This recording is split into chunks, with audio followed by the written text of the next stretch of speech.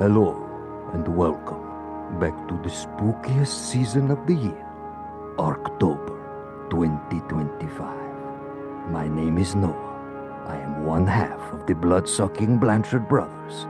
Gavin is not here at the moment, but he will be eventually. Until then, I have called upon many children of the night from throughout the ARKTOBER universe to come together so that we may discuss our favorite horror movies of the last 25 years. And now the voice is over, and I would like to welcome to the pod officially the MC for this evening, the Price Waterhouse Cooper from the firm of Mayfield, and Mayfield. Sunshine Mayfield joins us. He's going to be the list master. Say hello. Oh, hello. He's back once again. Hopefully everybody enjoyed our ArktOber kickoff of our Giallo genre breakdown and possibly our, what did we call it? Oh yeah, our Gateway Horror episode as we were transitioning into ArktOber. But yes, Mayfield is back with us. Joining us once again from our recent 25 for 25 run, Mr. Evan Tuig is in the building. Say hello, Evan. And we also have Mr. Brendan Riley coming off a mute. Say hello, Brendan. What's up, guys? What's up, man? Hope you're doing well. And Doing well. a first for a group pod like this. You haven't heard from him in a minute, unless you've been over on the Late Fees Waived feed.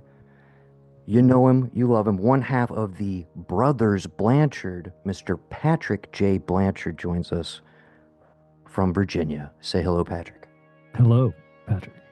I'm excited to be here. I want to hear how it all shook out. Everybody's falls on this list, because I can't remember where, but I saw one that I think I had in common that I found to be not one that I would think I would have in common with someone.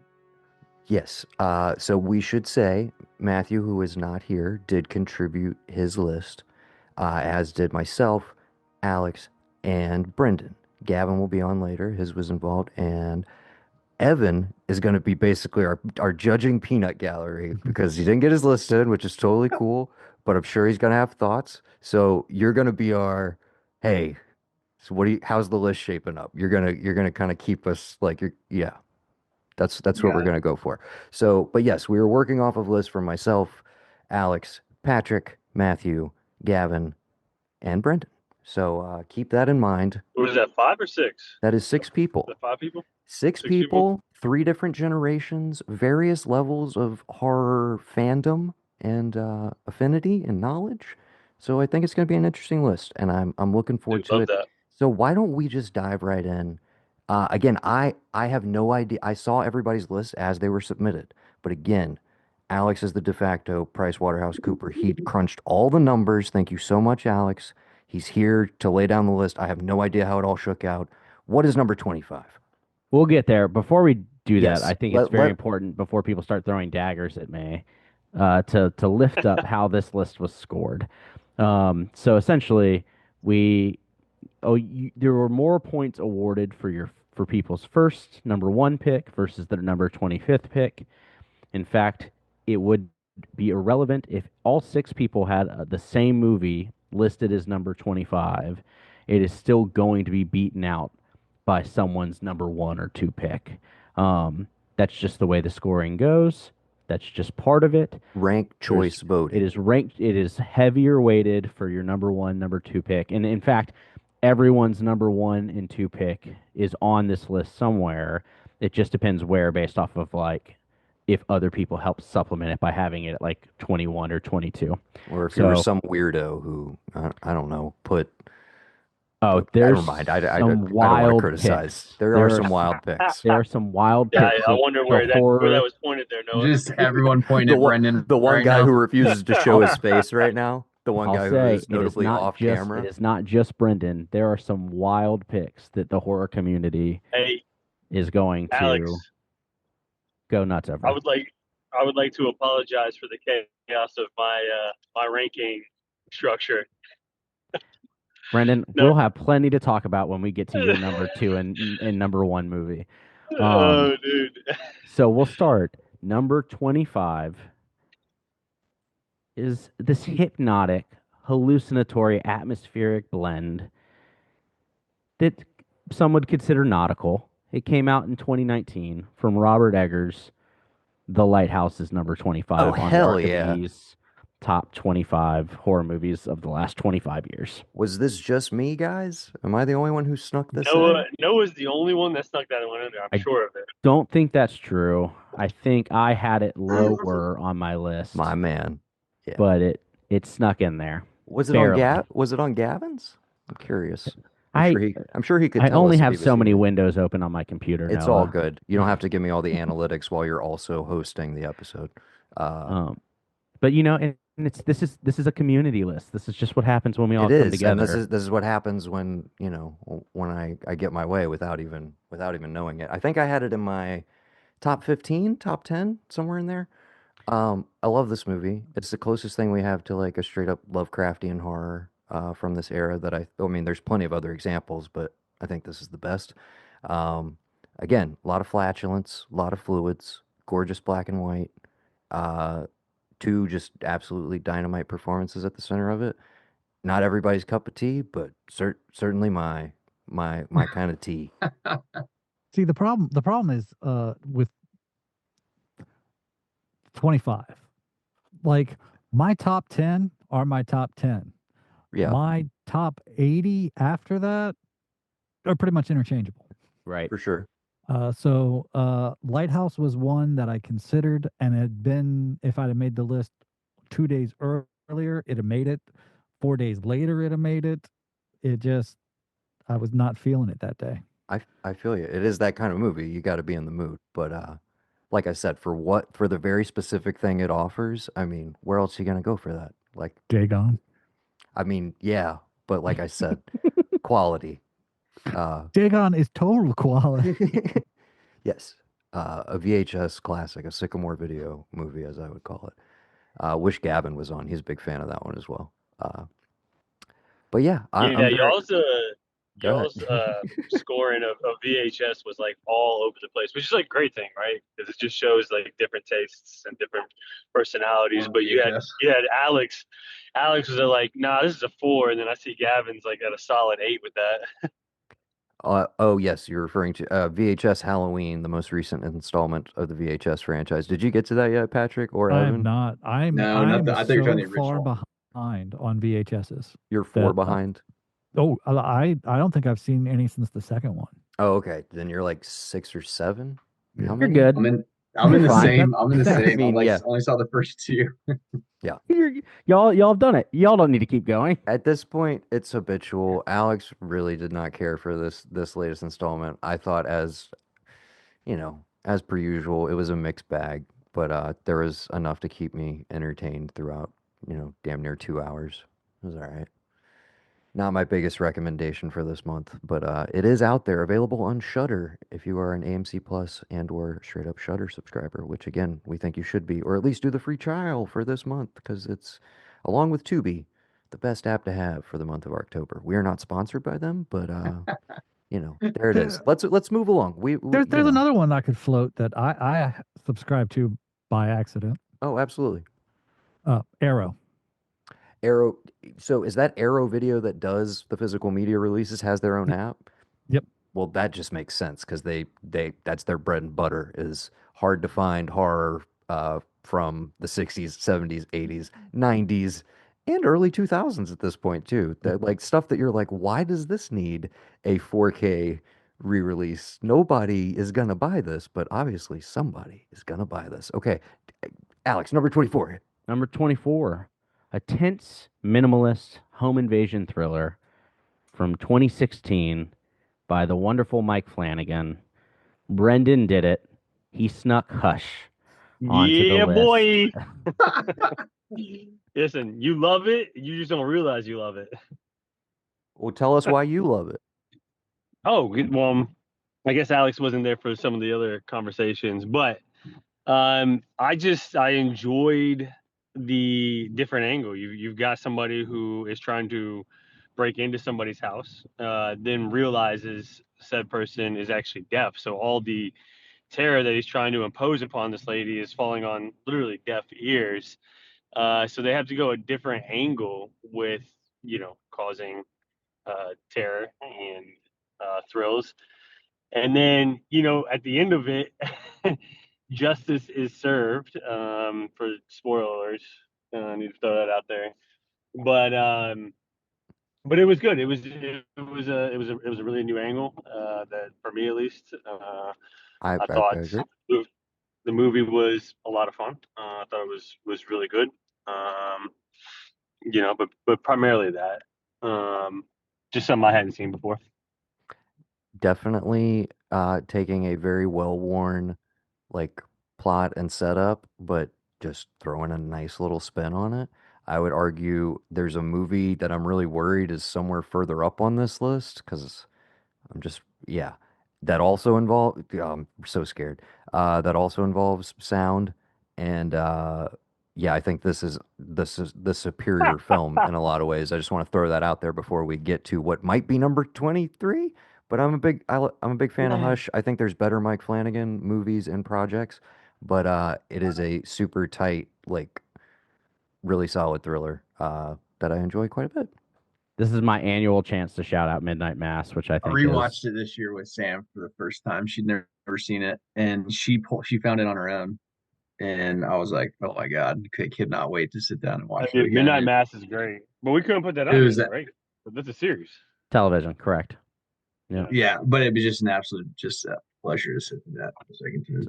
If anyone was wondering, if you haven't done it yet, do it again. Absolutely. All of the Flanagan TV projects, for the most part, are great for this time of year.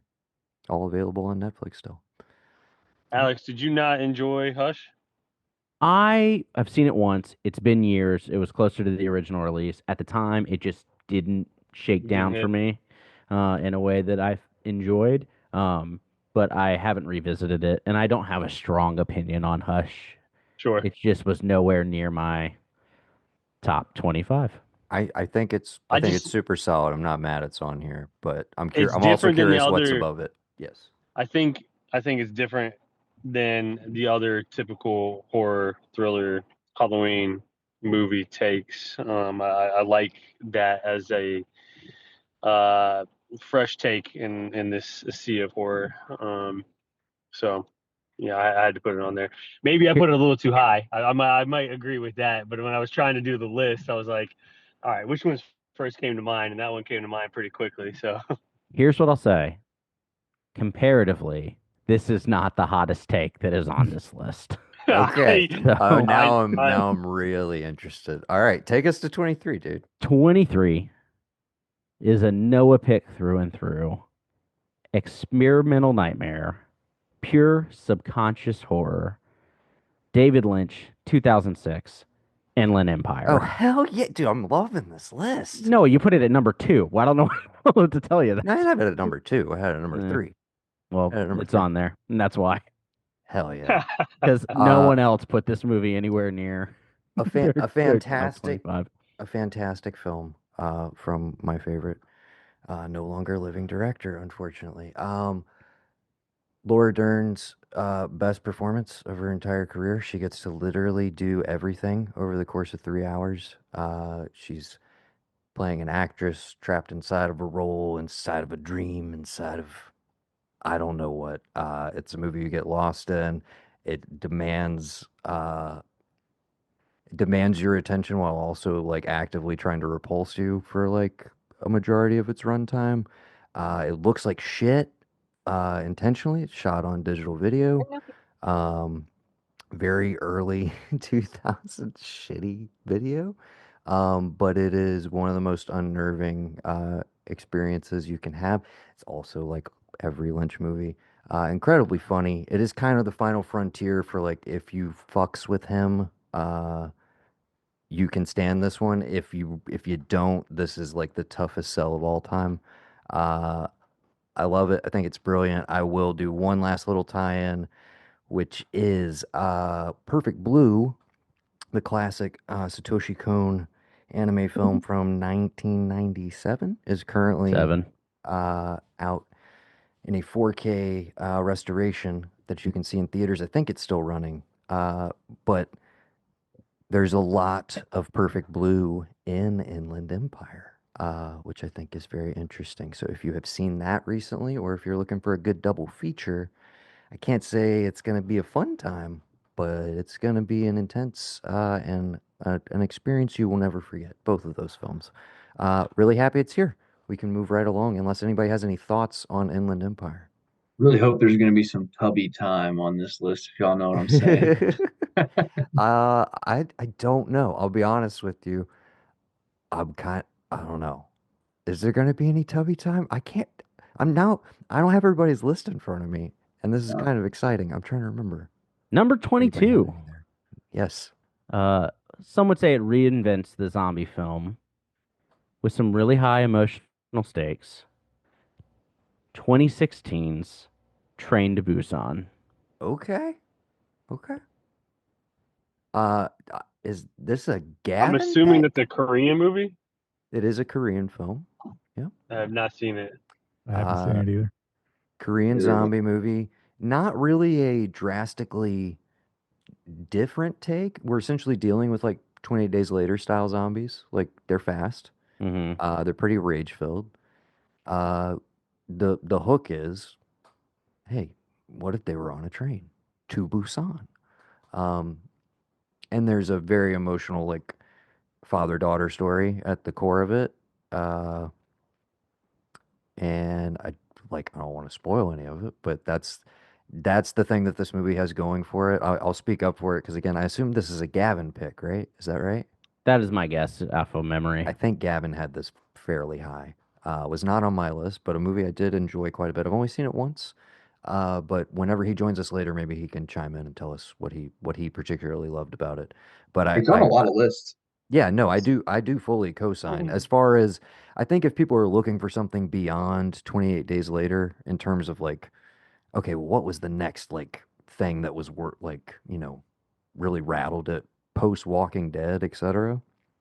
And I think that's it. Like I can't really think of any other zombie movie I would point you to that's like an essential watch for zombie people. But I would say that's It definitely was that's the one from that stretch. Not to spoil a movie that I do hope is on here somewhere. But yeah, let's we can move it along. Number 21, another zombie flick, oh 2004, from Yep. our friend of the podcast, Edgar Wright, Shaun of the Dead. Yes. Okay. Oh, I'm so happy. I classic. did not have that on mine, but I was like, man, I should have put it on there. I'm happy about that one. You Great should have, pick. because the next 3 or 4 movies are wild choices to be on this list. Well, who do you think put him on there, Alex? Let's revel in it. I do want to Avatar. welcome to the pod. Barham Williams joins us once again. Barham, any thoughts on Shaun of the Dead? Oh, it's brilliant. It's like one of my favorite things when they actually manage to pull off a horror comedy that is it functions equally well, I think, as both. It hits all the notes you need for a successful horror movie, and it's hilarious. Just the music, the little intro Amazing hangout. music gets me every time. Like, it's one of those I can't put on in the background. I try to, and I inevitably end up sitting down and just staring at it the entire time it's on. Incredibly rewatchable and very easy to get sucked into. I think probably my favorite of the Cornettos. It's hard to really like rank them, but I think I have to say that is my favorite personally. I would normally say Hot Fuzz, but as the years roll Hot Fuzz is on, fun. it has Hot it- Fuzz is Hot Fuzz is Hot great. Fuzz is a Hot lot Fuzz of is great. fun. as the years have rolled on, though, it has become The World's End. I think that might Really? be my favorite. Dude, That one. the pacing's a little different. It's obviously tonally a little more downbeat, a lot darker, not as like immediately surface level funny. But to me, the building compounding jokes in that movie are better than some of the like short form, quick, like rapid cutty bits from the first two movies. Like there are moments in World's End that I think are maybe like the hardest I've laughed at anything in the trilogy. They mostly involve Nick Frost and a glass door and being extremely drunk. But that is I think with maybe the Dawn of the single Dead, funniest that thing is the I've most seen in raw a comedy version. in a long time. Okay. Shaun of the Dead. glad we have a horror comedy on here. Very, very Love happy to that. see that. Love that. Okay, let's Number get 20. We weird. said that the Let's get emotion, like I will say, like that towards the end when they're in the basement and they're all just basically getting ready to like discussing how they should just kill themselves rather than like die in this whole thing. It's coming to that like classic end point of a zombie movie. Like you hit the emotional notes. Yeah, no, You it still get all of definitely that. It still feels equally valid, even though it is. I think most horror comedies have a hard time maintaining those emotional points. for sure. So we're in the top 20 now. Is that correct? We are now to number 20. And you said we're getting weird. Let's get Oh, this is weird. where Alex and Noah are about to have a good time. Here's what I'm gonna say. This next movie was certainly a bold attempt to subvert expectations in a legacy franchise. Whether or not it worked is very up for debate by most fans. I want one reaction and one reaction only, which is Patrick's. I know what you're about to say. From the year 2022, Oh, not what I was thinking. from David Gordon Green, Oh, Halloween Ends has made the list.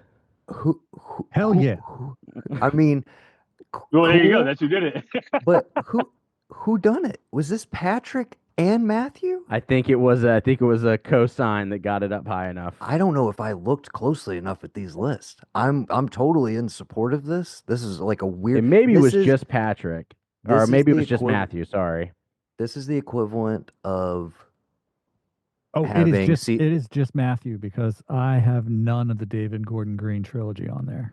I was gonna say I didn't think you did. I think you went another way with that franchise, not to spoil things. I did, but I do love this movie, which is the reason why I have not rewatched it because I don't know if it'll hold up. Yeah, I kind of made the mistake with all of those. Well, the second one I didn't care for outright, Yeah. but the first one we've literally podcasted about this with the Yeah. cousins and everything.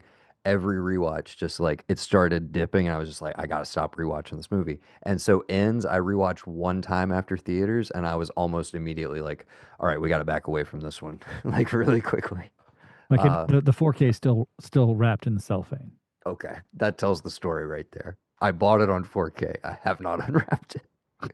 Absolutely. But I did love it. I love the fact that I've been on the internet a long time, a very long time, and I've been in the Halloween fandom online for a long time. And there was this turn on forums and places after H2O came out. Yes, Mhm. that's how long I've been doing this crap. And people were like, man, I wish somebody would do something new with it. And every time somebody does something new with Michael, they're like, that is the worst thing ever. And I'm like, no, like that's where the magic lies. Yeah, that's how you get Halloween 6. That's how you get weird, weird little outliers. That's how you get Season of the Witch, is by Paul thinking Rudd. outside the box, Yeah.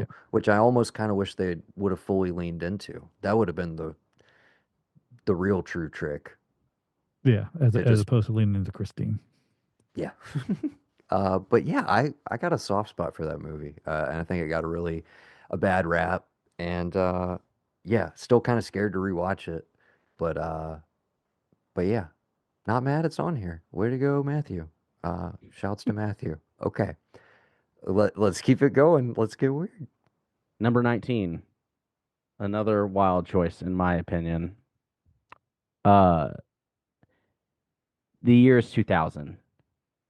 Okay. Wes Craven has decided to continue his franchise. This is the one I wanted Patrick's reaction to. Scream 3 is on the list in the 19th spot. I think that Is is this the one solely in- based to Brendan Riley. I Who- think who- it is hold on. wild to have arguably the worst that on movie in there. the franchise rated as Is like this- your number 2 favorite horror movie of all time. Is this the one? Is this the one where they're in college and it ends in the Yes. theater at the end of the movie? No. This is the one in That's two. California with I'm Jay sorry, Silent that's two. Bob. Yep, Yeah. this is the movie making where they do like they're This is the making their meta version beyond of Yeah, Stab yeah, yeah. 3 yeah, and- This is the wrapping one the in Hollywood. trilogy. Well, they And they keep do the meta yeah. thing going in 5 and 6, right? Is it 5 and 6? They keep that I mean, going. the whole franchise And is, it's but fine. yes. The entire Yeah. franchise stands in the shadow of Stab and its metaverse-ness. in a way Right, that right. that subverts the actual Scream. I may or may not be upset about this. For decades. I have an affinity for these movies. I don't hate that. I I don't hate would that I at No, would all. say this. I would say this. I Noah and love I them, have but this it's not the strongest. conversation all the time, and or when we talk about the Scream movies, and two's the best. Two's without a doubt the best, but that was a '99 movie, so we couldn't do that. They said two's the best. Two's the best, yeah, for sure. Without You a think doubt. two's the best? That Yeah, is that is no that doubt. is not an uncommon thought amongst the Yeah, yeah. fandom. The I fandom very much loves enjoyed number two. two. But dude, I love number three. I love number three. I've always liked number three. I think it's probably more of a cult following as far as the series goes, but I've always loved number three. And for me, it's always been 2, 3, 1, 4. Call me crazy. Okay. Really Like, interesting. Matthew I would probably prefers go 3 over 2. 1, 2, That's so 4. again, I think that's a wild take. 3 over 2 is wild. Who put Yeah. 3 over 2? But again, 2 is not My eligible. brother. He was saying Matthew also agrees with you that he has 3 above 2. No, yeah, two without a doubt. I mean, 1 was great. Don't get me wrong, but 2 was like, okay, this is good. Are you at a grocery store right now? I'm talking to my friends on Zoom right now. Yes, I'm in a grocery store. Okay, cool. I was just checking. Just making sure we're good. but I am just glad to see that real filmmaking is making it on this list.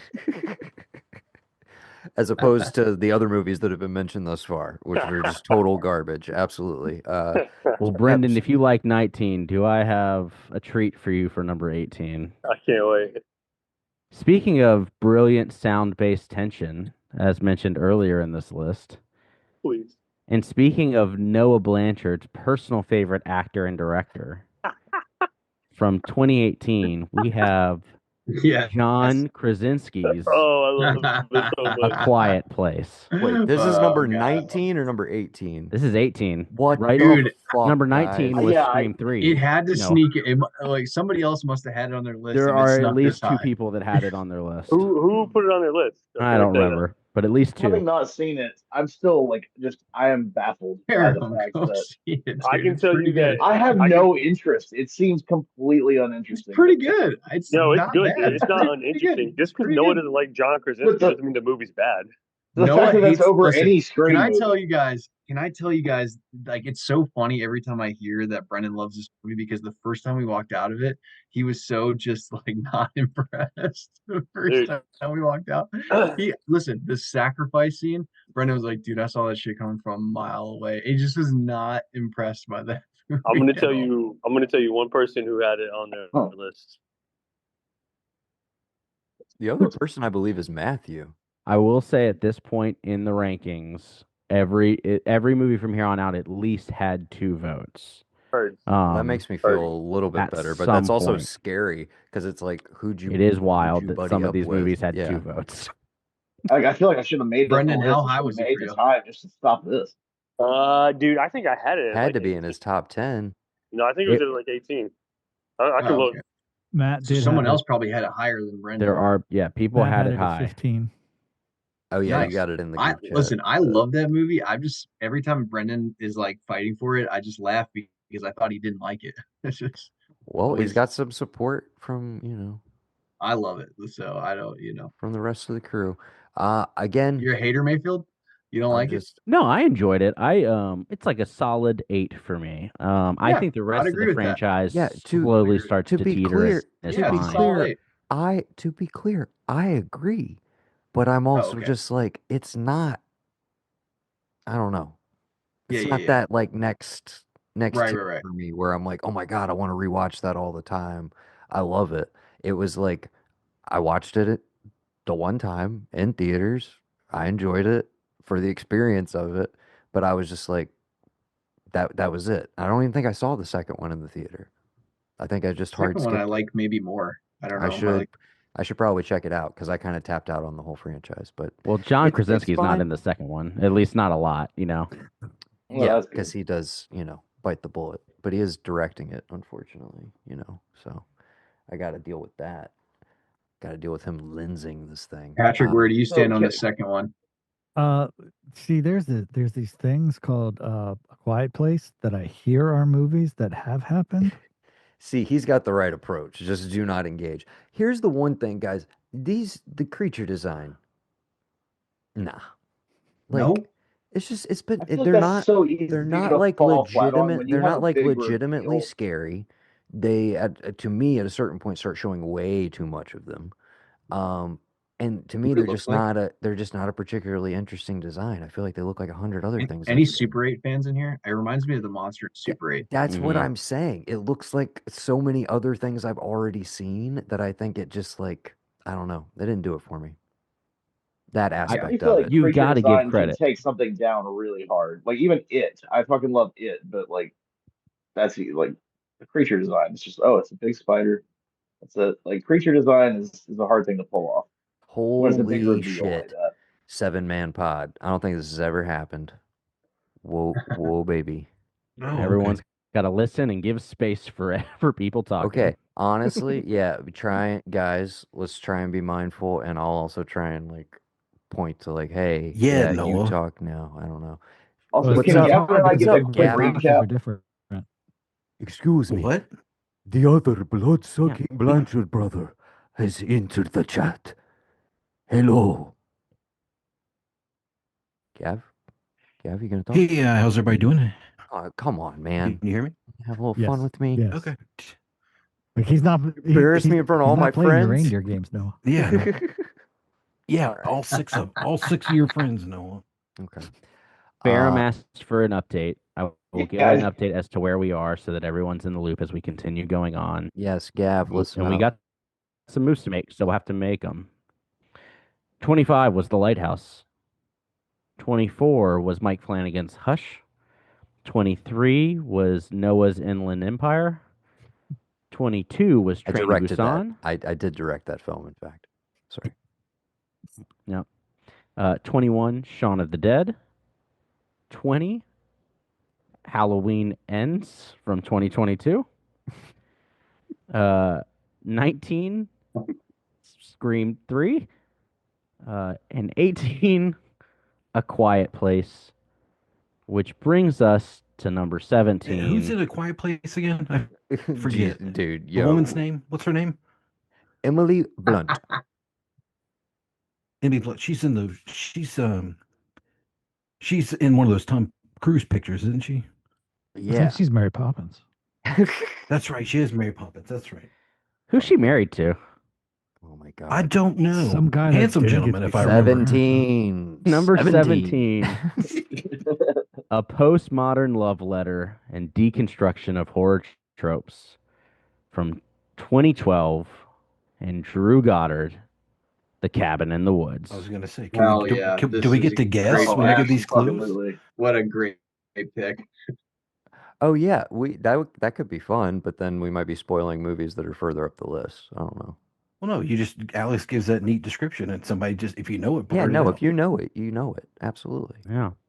Mermaid. I'll tell you you're wrong, or you're right. Yeah, Who knows? yeah, that's fine. I Any definitely had thoughts? Cabin in the Woods higher on the list. It's an annual rewatch for me at this point. I think it's just a lot of fun. Absolutely. That merman never gets old. Every single time. The Bradley That live, Whitford. I jump every time at the cold open. Every time. It doesn't, when the title card hits, it catches me off. I've seen it 30 times at this point. I think it's a whole lot of fun. And, what are you going to do? It's a good time. It's got a little nihilistic ending to it. I'm here for it. You put all those tropes on a board, and to be fair, you put Richard Jenkins in almost anything, I'm down. So Yeah, agreed.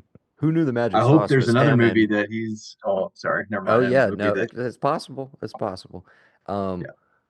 I was just gonna say, who knew you put him and Bradley Whitford together, and that's like the extra special sauce, dude. Oh my god, it works. yeah, so funny, great Great time. film. Ev, I think we saw that in the theater together. And Baron, were you Yeah. there too? I don't know. I've I feel seen like it. we I were don't at know how the. I many feel like times, we were so. at the beach, man. Like, was that a spring break movie? Maybe. It must have been. No, we went to see Or it wouldn't have been um spring break. We would have been in college. Why do I feel like we saw that together? Grindhouse. Yeah, no, we saw Grindhouse and Spring Yeah, Break yeah, at yeah. the beach. Why do I feel like we saw Cabin in the But- Woods together with like a group of us? we definitely saw Cabin in the Woods together. I believe. I just It can't remember was, the I think, I don't know. circumstances. Anyways, Great Maybe we movie. were at the beach visiting Brendan. That's probably what sounds accurate. And he is currently muted. And I don't know if he can hear us right now. But we I don't always have to forget there's recount a that Hemsworth story. in that one. Every time I There is watch a it, Hemsworth in that movie. Yeah. Yeah, I we always watched it forget. together. We were all there. Also, the director of Mass is the stoner in there. In that, Mm. uh, Isn't that great? Franz Kranz, is that his name? Mm-hmm. Yeah. My little fun. I love the fact that he was arguably more jacked than Liam Hemsworth and the other lead. That is why he never takes his shirt off or jumps in the lake. Is because like he is surprisingly ripped, and people are like, no one's gonna buy that. This guy's the smoked out nerd. Yeah, is the nerd. Yeah. I'm pretty sure, isn't it Chris Hemsworth? It is Chris. Yeah. Yeah, you're right. I only knew it because name. I had to pull it up. Well, Cabin in the Woods. The list is getting better now that we're getting further away from Quiet Place. Keep going. Oh, we make a weird swing here and there, or at least a bold swings, I'll say. Number 16. Quiet Place arguably- 2. Oh, no, never mind. Fuck yeah, dude. Yeah. Number They wrote it 16, back. arguably one of the breakout horror movies of the 2020s. Now a director who's given us 2 mega hits in recent memory. The movie from 2022 is Zach Kreger's Barbarian. Oh, thank God. I'm so glad this is our list. I had it pretty high up on mine. Hell yeah. No, I think I had it pretty high thank on God. mine, too. This one is so good. Such a great pick. Yeah. This is I coming feel like I've been together. talking a lot. Anybody else have thoughts on Barbarian? Has anybody else seen Barbarian? My God, that guy. After I know this one is not in contention, but after having seen Weapons only whatever, it's been a month and a half maybe now since I've seen that. I'm like, this is the guy to watch. Like this guy and Ari Aster for me are. I mean, I'm seeing anything they do. Yeah. The fucking opening day. Yeah, So, and I don't know if but Ari Aster is ever going back to straight horror. I kind of hope he does at some point. But yeah, definitely Zach Kreger has the belt, so to speak, for the moment. Patrick, have you seen Weapons yet? I saw Weapons. I haven't seen. You haven't seen Barbarian? No. Oh man. I saw It's- Weapons. I saw it in the theater. I loved it. Like I was just like, yeah, yeah. Has everybody that cares, Gav, have you seen it yet? No, I haven't. You guys will be able to rent it soon on I think it's available on like $20 rental or whatever. it is. You want to Yeah. rent it and tell mom to watch it. But yeah, we don't want to spoil anything for you, but Barbarian leans harder into cut the comedy. Barbarian I feel like Barbarian to me is scarier. In its Oh, opening yeah. chunk Yeah, and for sure. arguably in its like even after it makes the turn to comedy midway through when you have the It's- hard cut over to Justin Long, it still manages to build back up while being I don't want to spoil much of this for Patrick, but like it still manages to like be hilarious all throughout building back up to being super fucking scary again and then ultimately kind of fun and great. Like the tonal shifts of that. You can imagine having seen Weapons, like, but the Even way more he's playing with like more conventional tropes and just your expectations of the setup in this one. And again, dude, the oh what the I'm not, like again, I'm not a claustrophobic person, but without spoiling anything, when they start going deeper into certain areas, it's just I don't know, you're like completely on edge. It gives me that like Blair Witch vibe, like in a the good hardest I've laughed in a movie theater.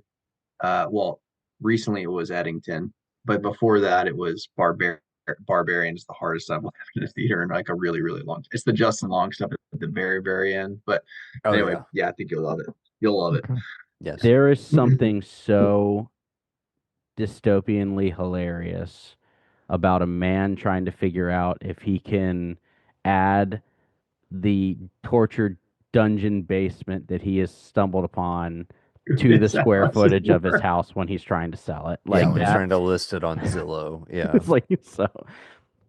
That's funny. so Yeah, funny. worth the watch. All right, 15. We're gonna go a little bit of a fusion of Western and horror.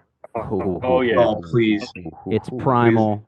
It's brutal. Please Love let it. it be true. It's Bone Tomahawk. Hell yeah, God, dude! fuck In yes, the dude. top This is the best 15. I love it. pick yet. Dude, that snuck in there because Noah got me to watch it. What, last week, Noah? Oh my God. I so mean, good. you watched it on your own volition after I think we discussed it on. We discussed it, and I then don't know, I it had just came some up input. organically. But yeah. And I was like, all right, let me try to knock some of these off I haven't seen. So I watched The Descent. I watched Bone Tomahawk. What was the devil one that I watched? Let's I saw the maybe devil. not say a bunch of titles. Let's maybe Oh. not say a bunch of titles because Well, we I still went have a through a list few to of them. review. I went through a few of them, and like this one stuck out enough that I was like, I text Noah. I was like, yeah, that's gonna make the list. I'm gonna have to take something out. Oh yeah. I think everybody's a big fan / seen it here. Barham, Patrick. I have not seen it. But Oh, so good. It's good. It's not on my list. It's on Matthew's. But like I saw it, and like it was one of those ones in our family thread. Noah and I were talking about. And Matthew was like, "What?" and then he watched it. Yes. And then you're still a little bit like, I'm sorry, what? What is this? Yeah. Yeah. One, again, as you said, one of the most, definitely, probably the most brutal movie on this list thus far. I think, inarguably. Like, you got like a lot of fun stuff going on. Who teased Richard Jenkins earlier? Who That was teased? me. Yeah. Yeah. Yeah. But also, This like, is the next Patrick Jenkins Wilson's a appearance. surprisingly horror workhorse. Always, dude, he's a Scream King. He's a Scream King. At But this point, I mean, he's Have got to how go many back. Conjuring and Insidious movies under his belt? too And many. he's directed some of them. Like, that's his bread and butter, dude. We just got Wait, The that's Conjuring, Jack, The Last right? Rites. They're gonna give us The Last Rites 2 at some point because why not? You know what I mean? Like how many The last rites can last you? rites. The last rites. The lastest rights. Sorry.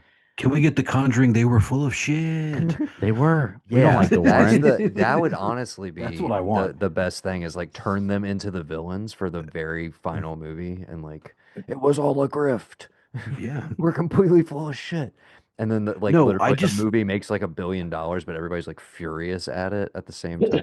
I just love listening to them talk about it, and they're like Ed and Lorraine are doing. Like, you guys have to know that these people were like full of They shit. make Like them so saintly and exactly. like Yeah. they love each other so much. And I'm like, dude, he had like underage assistants that he was groping and stuff, and they were weird swingers and shit.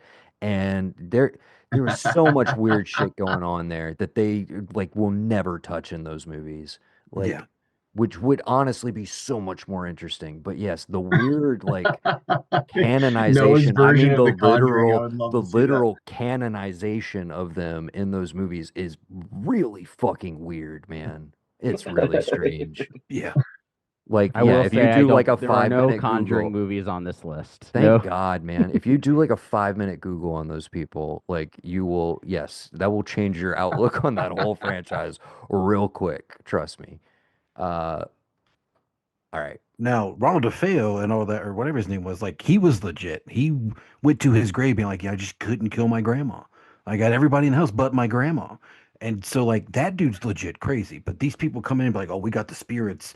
We're Ed and Lorraine. And we do not, nah, they're all full of shit. So as long as everybody listening knows that, Yeah. then we're good. We're But still, sorry. shout out to Can Patrick we just Wilson. talk about one specific scene Oh with yeah, in Bone Tomahawk is what we're where a talking guy's being about, held to be upside clear. down and split in half? Again, the Dude, most that shit, brutal thing you've probably that ever one. seen in a movie. Yeah. Just like Wait, actually, butt ass naked. No image is spare. I mean, you see the whole thing, and he just some of the anyway. best practical I effects don't know. ever put to camera. I mean, that's if Incredible. if you Dude, want gotta to be, if say not the nothing most else brutal kill positive scene I've about ever him, seen. for sure. If you want to say nothing else positive about him, S. Craig Zoller is keeping practical effects alive in his insane, brutal ass movies, and I do enjoy that. I You just definitely can brought argue. Sorry, go ahead.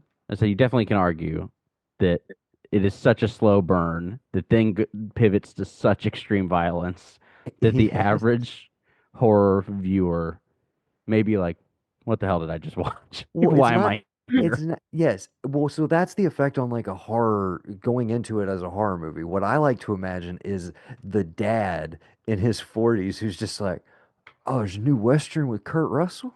Check That was this me, shit man. out." That was me when I watched this. Dude, I had no idea what I was going into. I thought I was watching a fucking Western with Matthew Fox, who I love. I love Lost, you know. And then next thing you know, I'm watching a guy get hacked in the half from his balls. You know, it was unbelievable. It's Anyway, brutal. That's yeah, You're waiting absolutely for brutal. Paul Newman and Robert Redford banter, and you just Yeah, takes a yeah. left turn. hard left turn. Bone Tomahawk. Hell yeah. Way to kick off the top 15. All right, number Let's roll. 14. We're revisiting a franchise we've already been to. Brilliantly anticipates influencer culture and clout horror. The return of Wes Craven in 2011. Scream 4. Hell yeah. Yeah. Glad it's up here. It Absolutely. wasn't on my I don't think I had any screams because I ultimately netted out at, you know what? Everybody else is gonna boost them up.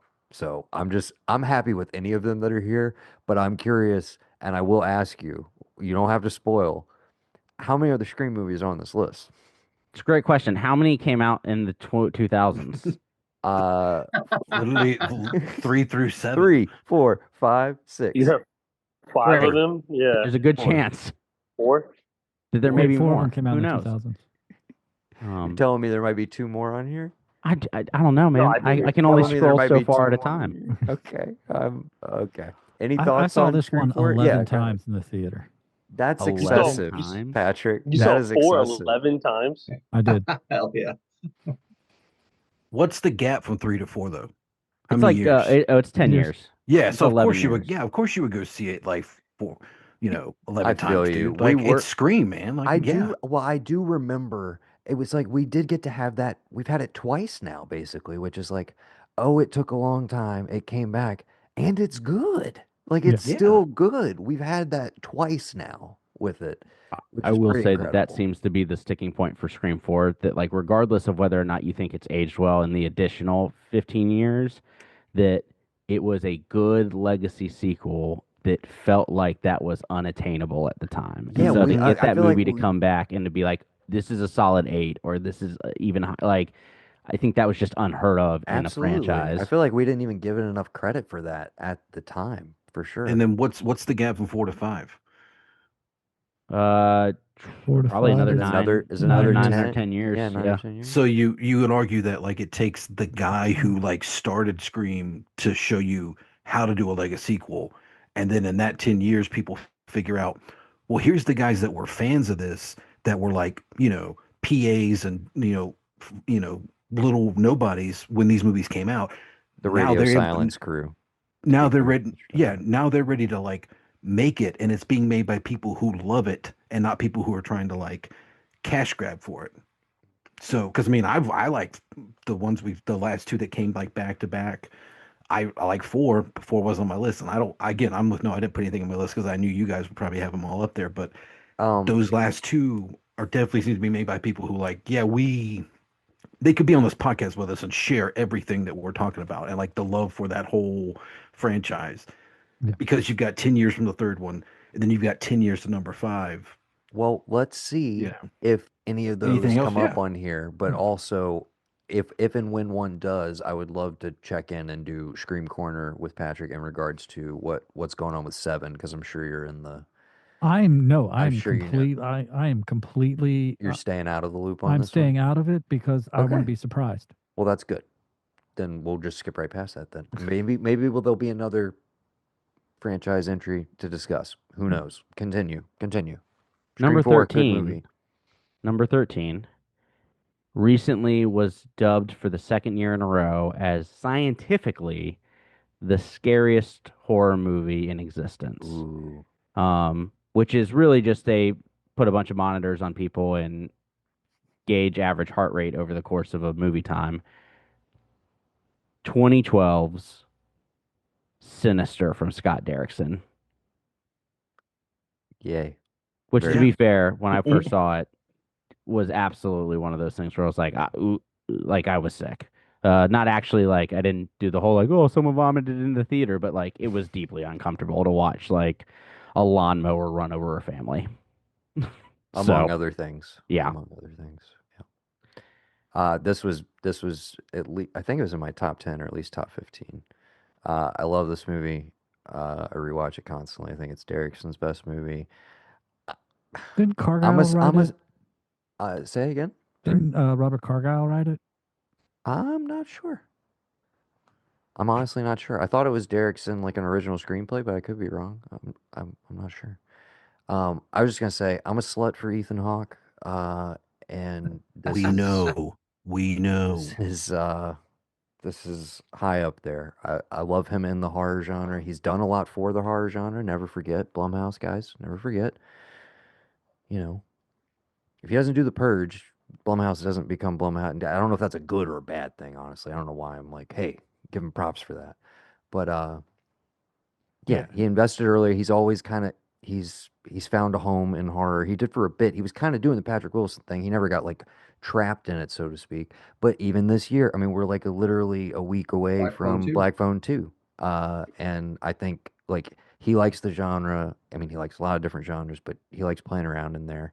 And yeah, I think he's great in this as like the shittiest dad ever, like a complete narcissistic asshole who is only thinking about himself and his career and ignores his entire family at his own peril till it absolutely, spoiler alert, bites him in the ass. I'm not going to say exactly how, but the payoff, which I think the first time around I was a little like, maybe I want a little more from that ending.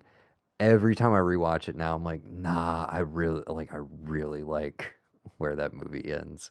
And it has that setup that occasionally movies will reach for. I'm trying to think of some other ones, but just the setup of he discovers this box of tapes, and you know he's gonna watch them. And very early on, you're like, oh, there's bad shit on here.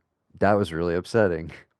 So then when he goes to continue to watch more, you're every single time you're just like more and more, all right, what am I gonna see? And it just ratchets that up for so many segments. It's like four or five kind of these tapes that we see in the build up, right? If I'm not mistaken. And it feels like every single one in the way they're paced and delivered to you is just, I don't know, man. It just sticks with me. And then of course, for no reason, him just bumbling around in this incredibly dark house that he refuses to turn on any lights constantly throughout the entire film uh is just inherently, it's just fucking scary shit, man. I don't know. I love this movie. I love Sinister. I'm glad it's on here. I'll shut up. Go ahead. You seen Black Phone 2 yet? Just out of curiosity. Oh no, it comes out next weekend, I think. Oh, Yeah. does it? I Yeah. looked like it was pretty well reviewed. I don't know. I was like, Oh I yeah, did not have early high hopes like until I saw that. the press screenings and everything I think have been fairly positive. But yeah, dude, I'm super pumped. It looks like they're basically turning him into Freddy Krueger. Like he's coming into he's like undead child killer, child kidnapper, and now he's a spirit who's coming at them in their fucking dreams. Like The hell of a leap. I was like, how they're not going to make this work, and then it looks like they made it what, work. I dude, don't it's know. such a hard genre, like genre shift within the, or subgenre shift within the genre that I'm like, dude, if they pull this off and it looks, and again, it's Derrickson, and But I'm yeah, super it's pumped. viable because of the ghosts, the kids. Absolutely. Right. No, no, That's you're what I'm right. Yeah, saying. You yeah, had a whole yeah. movie setting it up, and it's like, it seems like to me, I was like, yeah, it just, it never occurred to me. And then when that first trailer dropped, because I knew nothing going into it, I was kind of like, okay, he's back. Maybe this is a prequel. Like, I don't know how they're gonna do this. And I watched that trailer and I'm like, not only is it's the same kids, like Yeah. aged Yeah. up, which I love too. They didn't recast, which is awesome. Um, and I was just like, that too. How often do we always talk about that in our horror franchises is like the reason we love the Scream movies is because you get your core characters that do survive and go through. And that was such a unique thing to that franchise at the time. It was like, the final girl didn't usually like show up. Usually you recast her down the road or you replaced her with somebody else or you just rotated them out, a la Nightmare is mainly what comes to mind, where they just kind of do this handoff relay race throughout the franchise, trying to figure it out and never quite do, and then it fizzles out. And Patricia Arquette becomes Tuesday night. Exactly. And I'm like, if they had just paid her more money, you could have had like she would have done it. Yeah. They screwed her on pay, if I remember correctly. And it Sorry. was tight to get had to be Lynn's before the writer's strike. Word. Alex, I see you itching. Let's go. Yeah, we got to get barrel towards this top 10. Let's do it. No, I'm doing great. And I think all of y'all are going to be incredibly interested that number 12 comes from the year 2023. I think it is a bold pick to be this high, but that's just how math works, I guess. Oh, shit. Scream 6 Hell is yeah. our number Okay. 12 pick, I mean, which Nah. is wild to me because I think it's like the fact that Scream 3 and 6 in here, personally, I think Well- are good, but the weakest of the franchise.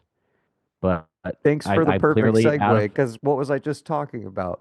Franchise people sticking around. They didn't pay Nev Campbell enough money for this movie, which is Yeah. why default it is the worst of the Scream franchise. It doesn't have Sidney Prescott in it. Period. It's still good. I still like it. It's still like an 8 out of 10 for me. It's basically the parallel to 2, which is my personal favorite. So of course I love it. But yeah, by default, this is the worst. I'm now retroactively pissed that it's ranked higher than these other ones. But okay. math is math, and I don't know what to tell you. I love it. I have an age inappropriate crush on Samara Weaving. Okay. We had to get one in. This is a tradition. I mean, Any I don't Patrick, hate that. It's a any good Patrick pick. Pod appearances, we got to shout out some ladies, especially during horror season. Yeah. Samara Weaving, yes. The horror man's Margot Robbie, yes. She's great in Mayhem. Yeah. Oh, If you haven't seen Mayhem, you who should did watch we lose? Mayhem. Who did we lose? Right We after you watch The we lost Prowler. Barham. The Prowler, yes.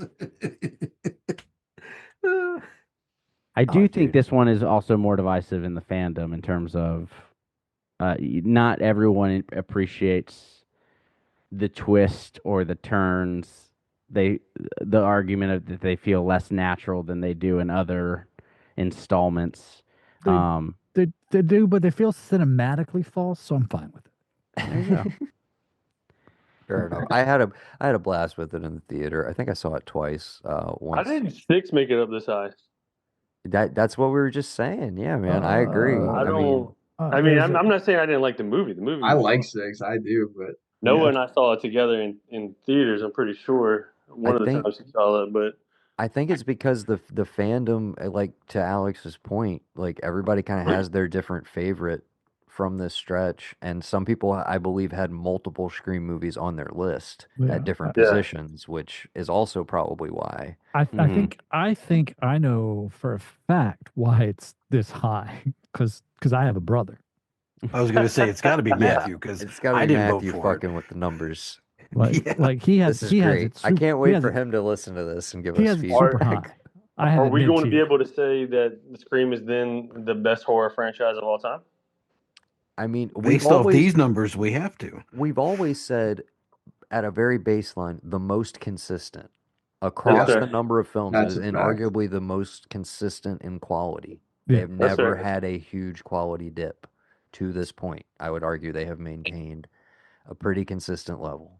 But you have to also say that it's probably because if you're looking at franchises, it's very small compared to Friday the 13th or like Nightmare on Elm Street. You're just getting to Nightmare on Elm Street territory now. Absolutely. But again, you could put it up against any of those 6, and we have 6 of them right now. I would say you could put it up against the first 6 movies of any other major horror franchise, and it destroys them like very easily. Well, yeah. Hey, Baron, welcome back. We thought we lost you for a minute. Good to be back. My internet may cut out again. It's been real spotty. No worries. So yeah, a controversial being this high, but shouts to Matthew. You got it up here. I think there is something about someone. It just takes one person rating something at 3 or 4, and then another person, or and then 2 people rating it at 15, and then you find yourself in the number 12 spot on the Ark of E's top 25 horror You know movies. what that tells me though, Alex? That tells me that there was no like finagling on anybody else's end, i.e., you or Noah, with these rankings. It's like, you know what? It is what it is because we hate these Yes, picks too. correct. If If Noah's if not I would have disappointed, the list fudged the didn't go well. numbers, Yes, that's a good rule of thumb. if Absolutely. I would have fudged the numbers, it would not to be putting Scream 6 at number 12. That's number 11 from the year 2000, a smart feminist take on the werewolf mythos. Huh? Ooh, We get Okay. John Fawcett's Ginger Snaps. yes. Oh hell yeah, dude! Dude, I fucking love this Nice. movie. Talk about it, Patrick. This is your baby. Talk about Like I've seen this movie so many times. I discovered it at Blockbuster, uh, on the shelf, like the day it came out. I'm like, hey, isn't that the girl from Final Destination? And the other girl from It, the miniseries? Shit, I'm renting this. And it's just, oh God, it is a great coming of age horror movie. Like there's no other way to describe it. Like it's the the the sisters and their death pictures. It's just I cannot not love this movie. And it's got 2 sequels, but we don't talk about those. it. Okay. Oh, I didn't know it had sequels. I've only seen the first one. So. It's got two. Oh, One's wow. a prequel. Oh, okay. The third one. But what's great is if you're a fan of Orphan Black, John Fawcett did Orphan Black as well, the TV show, and it's supposedly they're both Bailey Downs, so it's the same suburb in Canada. Interesting. And an early role for, and her name just flew out of my head because I'm 50. Is it Orphan Black? For Orphan Black, Tatiana Maslany. Thank you. She's a character in the sequel, Ginger Snaps. She-Hulk to our younger listeners. Yeah. She-Hulk to our huge Gen Z following that we've been cultivating over the All course five of of them. this. All 5 of them. Over the course of our last 17 hours of podcasting about movies from the last 25 years. Yeah. But yeah, it's just super fun. Like if you want a really good time, like do a double feature of this and The Sandlot. Okay. Nice. All right. Okay, that works. I have admittedly never seen Ginger Snaps, but if it's this high on the list, I gotta watch it. Yeah, dude. That's good. All right. Number top 10. 10. Yeah, we are in the top 10. Oh, baby. Grim, unflinching, and stylishly nihilistic, with arguably one of the best uses of Freebird ever put into a movie. Oh hell yeah! Oh, yeah. Everybody knows Yes. what this is. 2005, Rob Zombie's The Devil's Rejects. Raise your hand, guys. Who wants to speak on it? I think everybody in the room is pretty positive. What on can this you one. say about it that has not already been said? Yeah. Number 9. Let's go. I'm just kidding. First appearance of Mr. Robert Zombie, controversial figure in the horror realm. You kind of love him or hate him. You either go in for his style of filmmaking or you don't. No, you can love and hate him at the same time. Well, that's Yeah. that's also an option, which is because I do love some of his movies and I do in fact hate some of them as well. We have a love-hate relationship, but I'm always rooting that I'm gonna enjoy them. That is exactly how I feel. Every time I'm like, ooh, it's a Rob Zombie movie, I'm either going to be really, really happy or want my money back. Yeah, I feel you. But yeah, I mean, I'm sure we've discussed it at some point. Just the whole setup at the time, it felt very unique. This was part of a series of movies that came out that year. I won't mention the other ones because hopefully some of them might appear, but that I think kind of saved the movie, the genre out of dipping too far into this Saw, Turistas, like torture porn. I mean, Hostel is that year. I can say that confidently because I don't think that movie's going to come up. But yeah, that kind of moved us out of there where I was like, okay, there are other options. And this one was like playing in the like realm of some of that stuff, but way more attuned to your like grimy 70s grindhouse movies. But the main conceit being we're gonna hang out with these killers and then we're ultimately gonna have the person coming after them like go so far beyond the pale that he basically becomes one of them. And you're like, who are you rooting for at this point? All of that stuff, like I don't know how much that plays today when I watch it. Uh, but I still think an incredibly effective movie with a lot of great set pieces, incredible dark comedy. Uh, and yeah, not for everybody, definitely not for everybody, but clearly for a lot of us, at least if it made the top 10. Very true. Yeah. Any other thoughts, guys? We want to move along? No. Number Okay. 9. Number 9 is I'm fairly certain a movie that was solely lifted up to this point by Gavin and myself. A psychedelic, metal-infused revenge nightmare unlike anything else, starring the one and only Nicolas Cage. Panos Cosmatos, 2018 masterpiece. 10 out of 10. Mandy. Absolutely. Mandy has made the top 10. I can go to bed happy. I'm so happy it's up here, truly, because I did not, admittedly, put it on my list. This was another one where I was like, I love both of his movies, and I opted to not put either one of them on here because I was like, hopefully somebody will get them up there. And you guys did, and I'm really happy. So this was very high for both of you guys, right? My number 2. Hell yeah. Well, to speak on it, Gav, I think you shouted it out I fairly I recently, mean, but I did because I was arguing that it should be one of the best of the last 25 years. But you can't go wrong with Andrew Riceborough. You can't go wrong with Nick Cage, and this movie lets Nick Cage do all the things that we love from Nick Cage, but like gives him a reason to. Maybe the other movies that he does in him, we're like, what are you doing? And that's why we love it. But this movie gives him the reason to like go full on Nick Cage. And I mean, you got Bill Duke showing up real quick for a quick oh my cameo, God, making I it almost perfect. forgot about the Bill Duke And then you got connection. probably arguably one of the creepiest, coolest, most badass like setups for quote unquote villains. And I'm not talking about the cult. I'm talking about the group of drug guys. Oh yeah. Like just that setup and what's going on with them. It's all and you think about it, you're like, okay, that sounds scary. And then you see them like, oh no, this is fucking It's batshit fucking crazy, terrifying and like scary. just And yeah, ridiculous. And then knowing like what kind of drugs are pumping through their blood, and then when Nick Cage gets blood all over him, he just goes full on like drugged out fever dream, doing whatever he's gonna do. Just and who doesn't love a revenge story? You know, I mean, come on. It's my number 2 of the last 25 years for all these things. I'm hoping my number 1 will get on there. But yeah, I'm happy Mandy's at number 9. If you haven't seen it, go see it. If you want to, and you have Prime and or AMC Plus, go watch Joe Bob Briggs talk about it with his little drive-in show because he can give you a lot more info on it before, during, and after.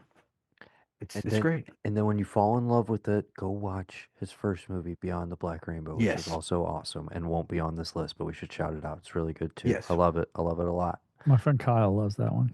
It's so good. Like it pops up on all of his social media all the time. I mean, He it keeps is. revisiting it. I don't know your friend, but I'm like, it is for stoners only. Like, you have to be ready to be zonked out. Like, that is a vibes movie, and the vibes are stay still and just chill, just relax and watch this and move at a snail's pace. Yeah, I love that movie. It's great.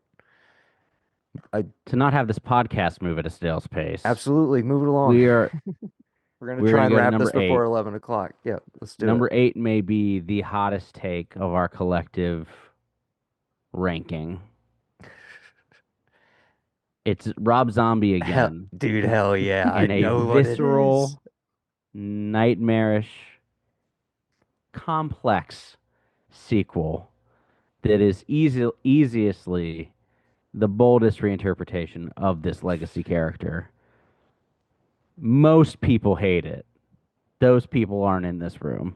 Most people can suck. 2009's Halloween 2 is number 8 on our list, which is where most people will turn this podcast off. Excuse me, it's pronounced H2.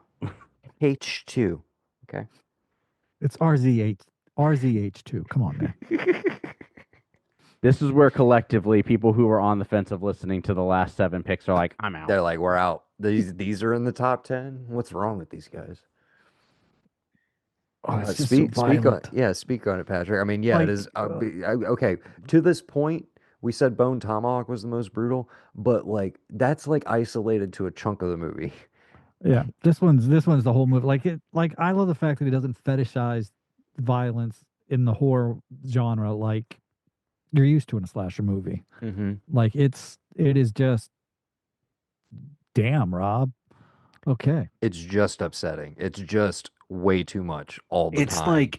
like Everything is beyond 11. Everything's at like a 13. It's like he got the reviews for the first one and he was kind of maybe upset at somebody or anybody who might have critiqued the first movie. And so he's like, oh, okay. Well, I'm going to get to make a sequel. And then he just gave us that. And then outside of it, it's got brilliant performances. Like Brad Dourif in this movie is incredible. Is incredible. Danielle Harris, I love Danielle Harris. She's usually like sassy and brassy and everything, and it's like you know what you're getting. You're getting the girl from Urban Legend. You're getting the sassiness from the Last Boy Scout. She's completely underplayed in this movie. So much so that it's like you if you're used to Danielle Harris, you watch this movie and you're like, oh, so that's what it's like when she actually turns the acting full on. Mm-hmm. Like it's just everybody's firing on all thrusters. It's the movie where I'm like, yep, I like Scout Taylor Compton's Laurie Strode now. I thought she was really bland in the first one. It's my number one. Yeah, that is why it is this high.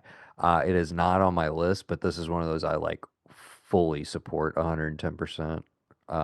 We've all like when we've done our franchise rankings for Halloween, this has always sat pretty high with myself, Patrick. I think Matthew's a little more mixed on it.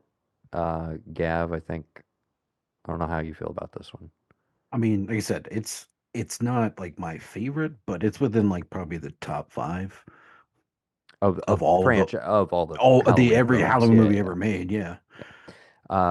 Just for what he does with it. Yeah. Ev, have you seen this one? I can't recall. I mean, probably at some point. I just do not. Like, I know we saw the first one in the theater together. Like, we tried to sneak in. You got kicked out because it was before but yeah, this one, like, I don't, dude. So, like, well, I mean, beyond the pale is what comes to mind. But it's like, I don't know. I love it at the same time. Not mad that it's this high. Very personal pick, but it is what it is. Let's go. Number 7. Let's just keep it brutal, shall we? Okay. Gritty realism involving a punk rock band. Nope. Inside of a Nazi club. Nope. Yes. Let's move it on to number 6, guys. Jeremy Saulnier's Green Room. Did you not have this on your list at all, Gav? I did. 7. Oh, you had it on there, but you're still squirming. It's my number 5.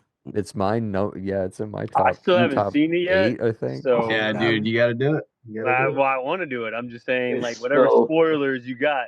We don't talk about we're not going to spoil it for you, but dude, I mean, this should be, it's an even visceral. further kick in the ass to go and watch it. Brendan, do me a favor and just when the shit starts going down, just put your phone up and just hit record. With the I just want to see your reaction from when the shit hits the fan to the end of the movie. Just turn it on, set it somewhere else. Don't look at the camera. Just watch the movie. I just want to see your reaction. Complete unbiased reaction video. I seriously, dude. Brendan forgets and he starts. I would love that.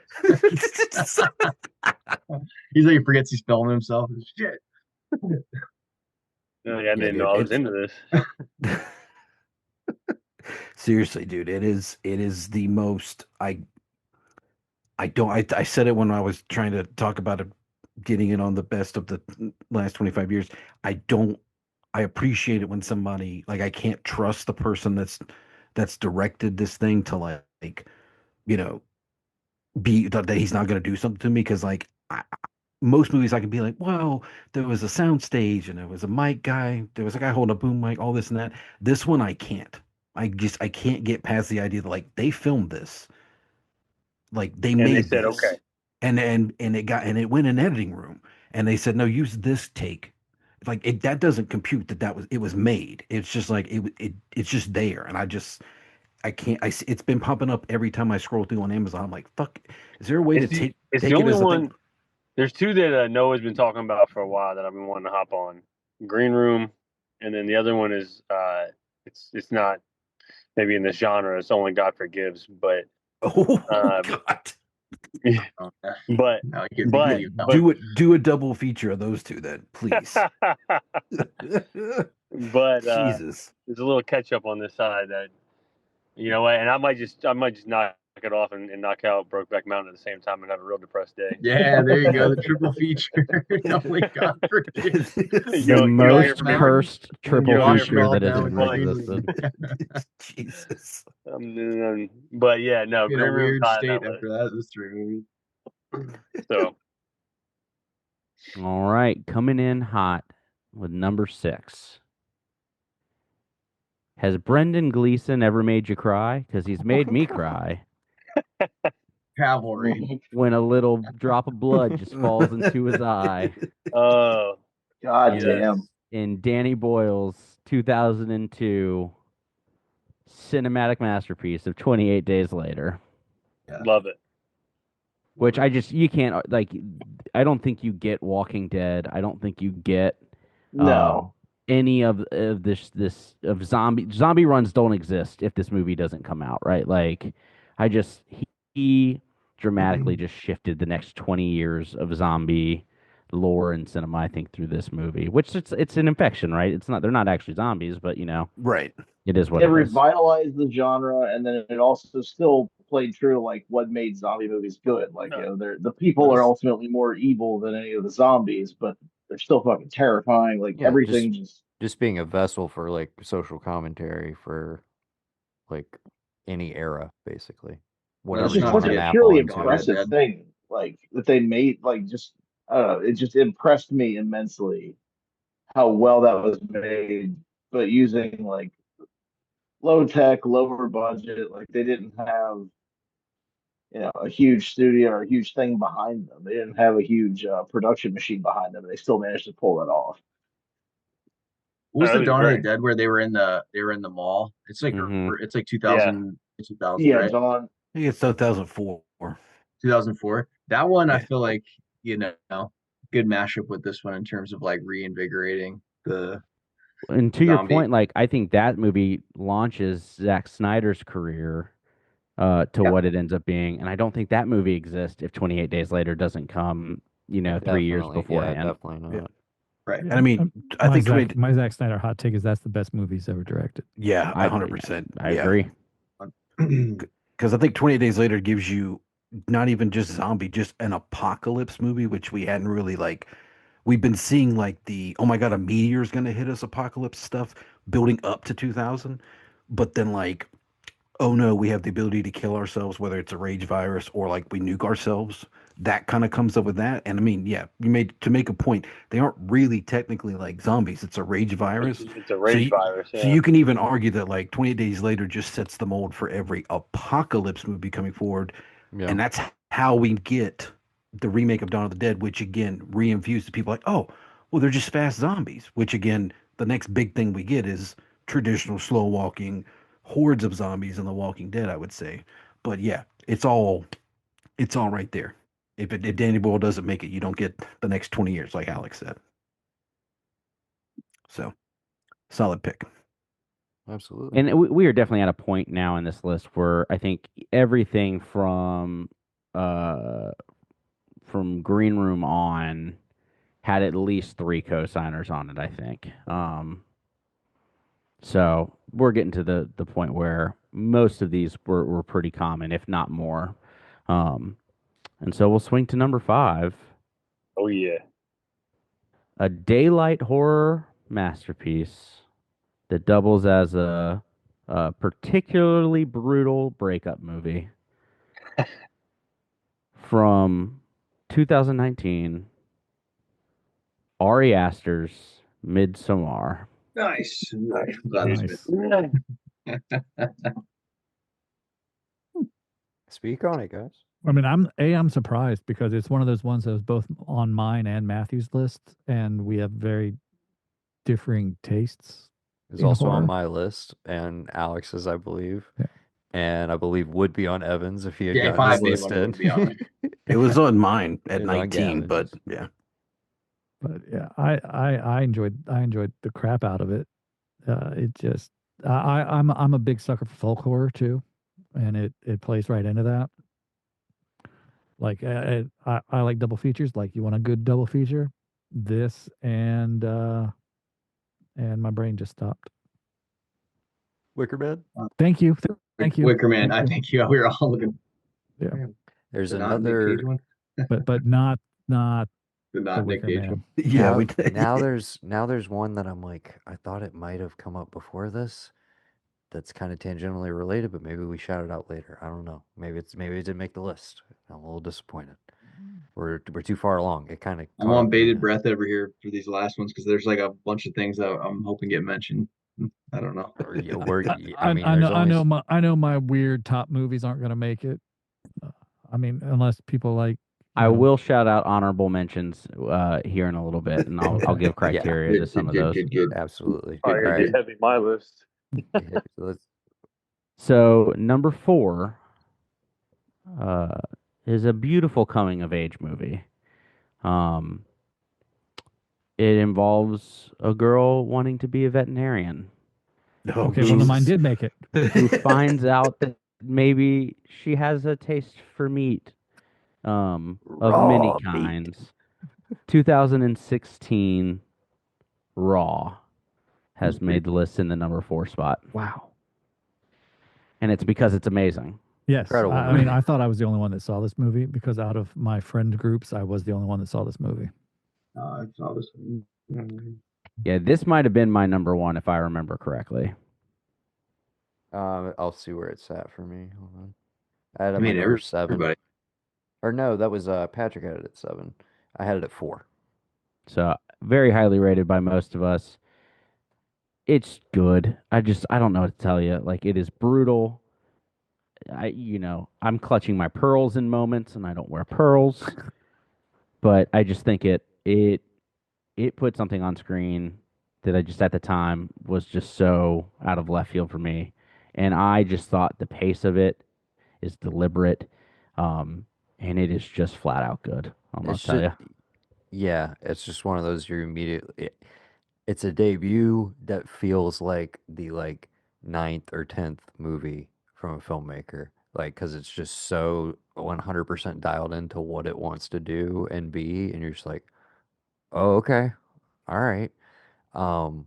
Yeah, just absolutely knocked me out. Again, I feel like the kind of bar I set, and it's not always something I'm actively looking for, but it's like there's not much that makes me squirm, in movies. I've seen a lot of shit. There's not a lot of stuff that fucks me up. This movie fucks me up, dude. It's just, oh man, the itching, the scratch. It's not even the cannibalism. The cannibalism is pretty, pretty chill, pretty tame. This is pretty normal. It's the the itching, the cravings, the withdrawals. It's all of that stuff. The way that's depicted is so just I don't know. It makes me fucking squirm, dude. Yeah. I want to bring this one up because I just assume it's not going to be up there, and then Alex can stop me. Hopefully, I'm not. I think he's the only other person I know on here who's for sure seen this one. Did you ever watch Bones and All? No. Have you done it? Yeah, I still got to see it. Evan, I 100% dude. I agree with what you're gonna say right now. So good, dude. It's Bones and All was on my list, but it was not on anybody else's list, and thus. Oh, so it was lower on your list and nobody else had, so it never made it. Okay. Correct. Yep. that thing opened up a whole world that I just would have loved to explore even more with like something else. It's too bad it wasn't very popular of a movie. I just Luke thought that was a crying shame. Luca Guadagnino makes really good horror movies when he decides to, and I've both that and the Suspiria remake, I think, are better than they have any business in being. They are very good. Violently underrated movie. I don't know what else to say about Bones and All. But anyway, that would remind me of that because I like Raw, but not as much as Bones and All. I will definitely get to it Dude, this month. you have to, dude. I will. I'll do it. I'll do it. Plus, I got your boy Timothy I mean, it's Chalamet. a Chalamet, dude. Like that's Anybody He's all got I a want know. Chalamet thing. He hates Chalamet, I And think, because he didn't watch The no, King, didn't watch dude, Bones and All. no, dude.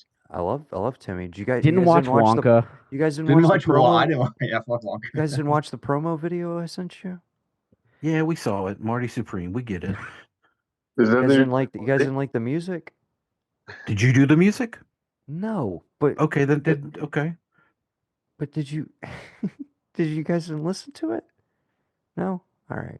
Go check It's out okay. your Busy. feeds. I've been calculating this list, Noah. Number 3, It's all good. Number 3, top 3. Elegant Slow Burn, and an allegory on sexual anxiety. Yes. 2014 from David Robert Mitchell. It Follows. Hell yeah. Where it should be. So good. Yeah. Where it Yeah. should be. Pretty high on everybody's list, right? Yeah. Pretty much everybody. Yeah. Oh yeah. If I had one, it would. It's my number one. Didn't chart. Are you upset about it being this high?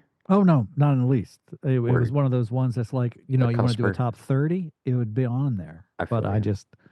also came to it very, very late. Yeah. Like I saw it after the pandemic was when I actually finally Oh. sat down and watched it. Word. What's the sequel gonna be called? They Follow. They follow. They It's Follow. still following me. Still following. Yeah.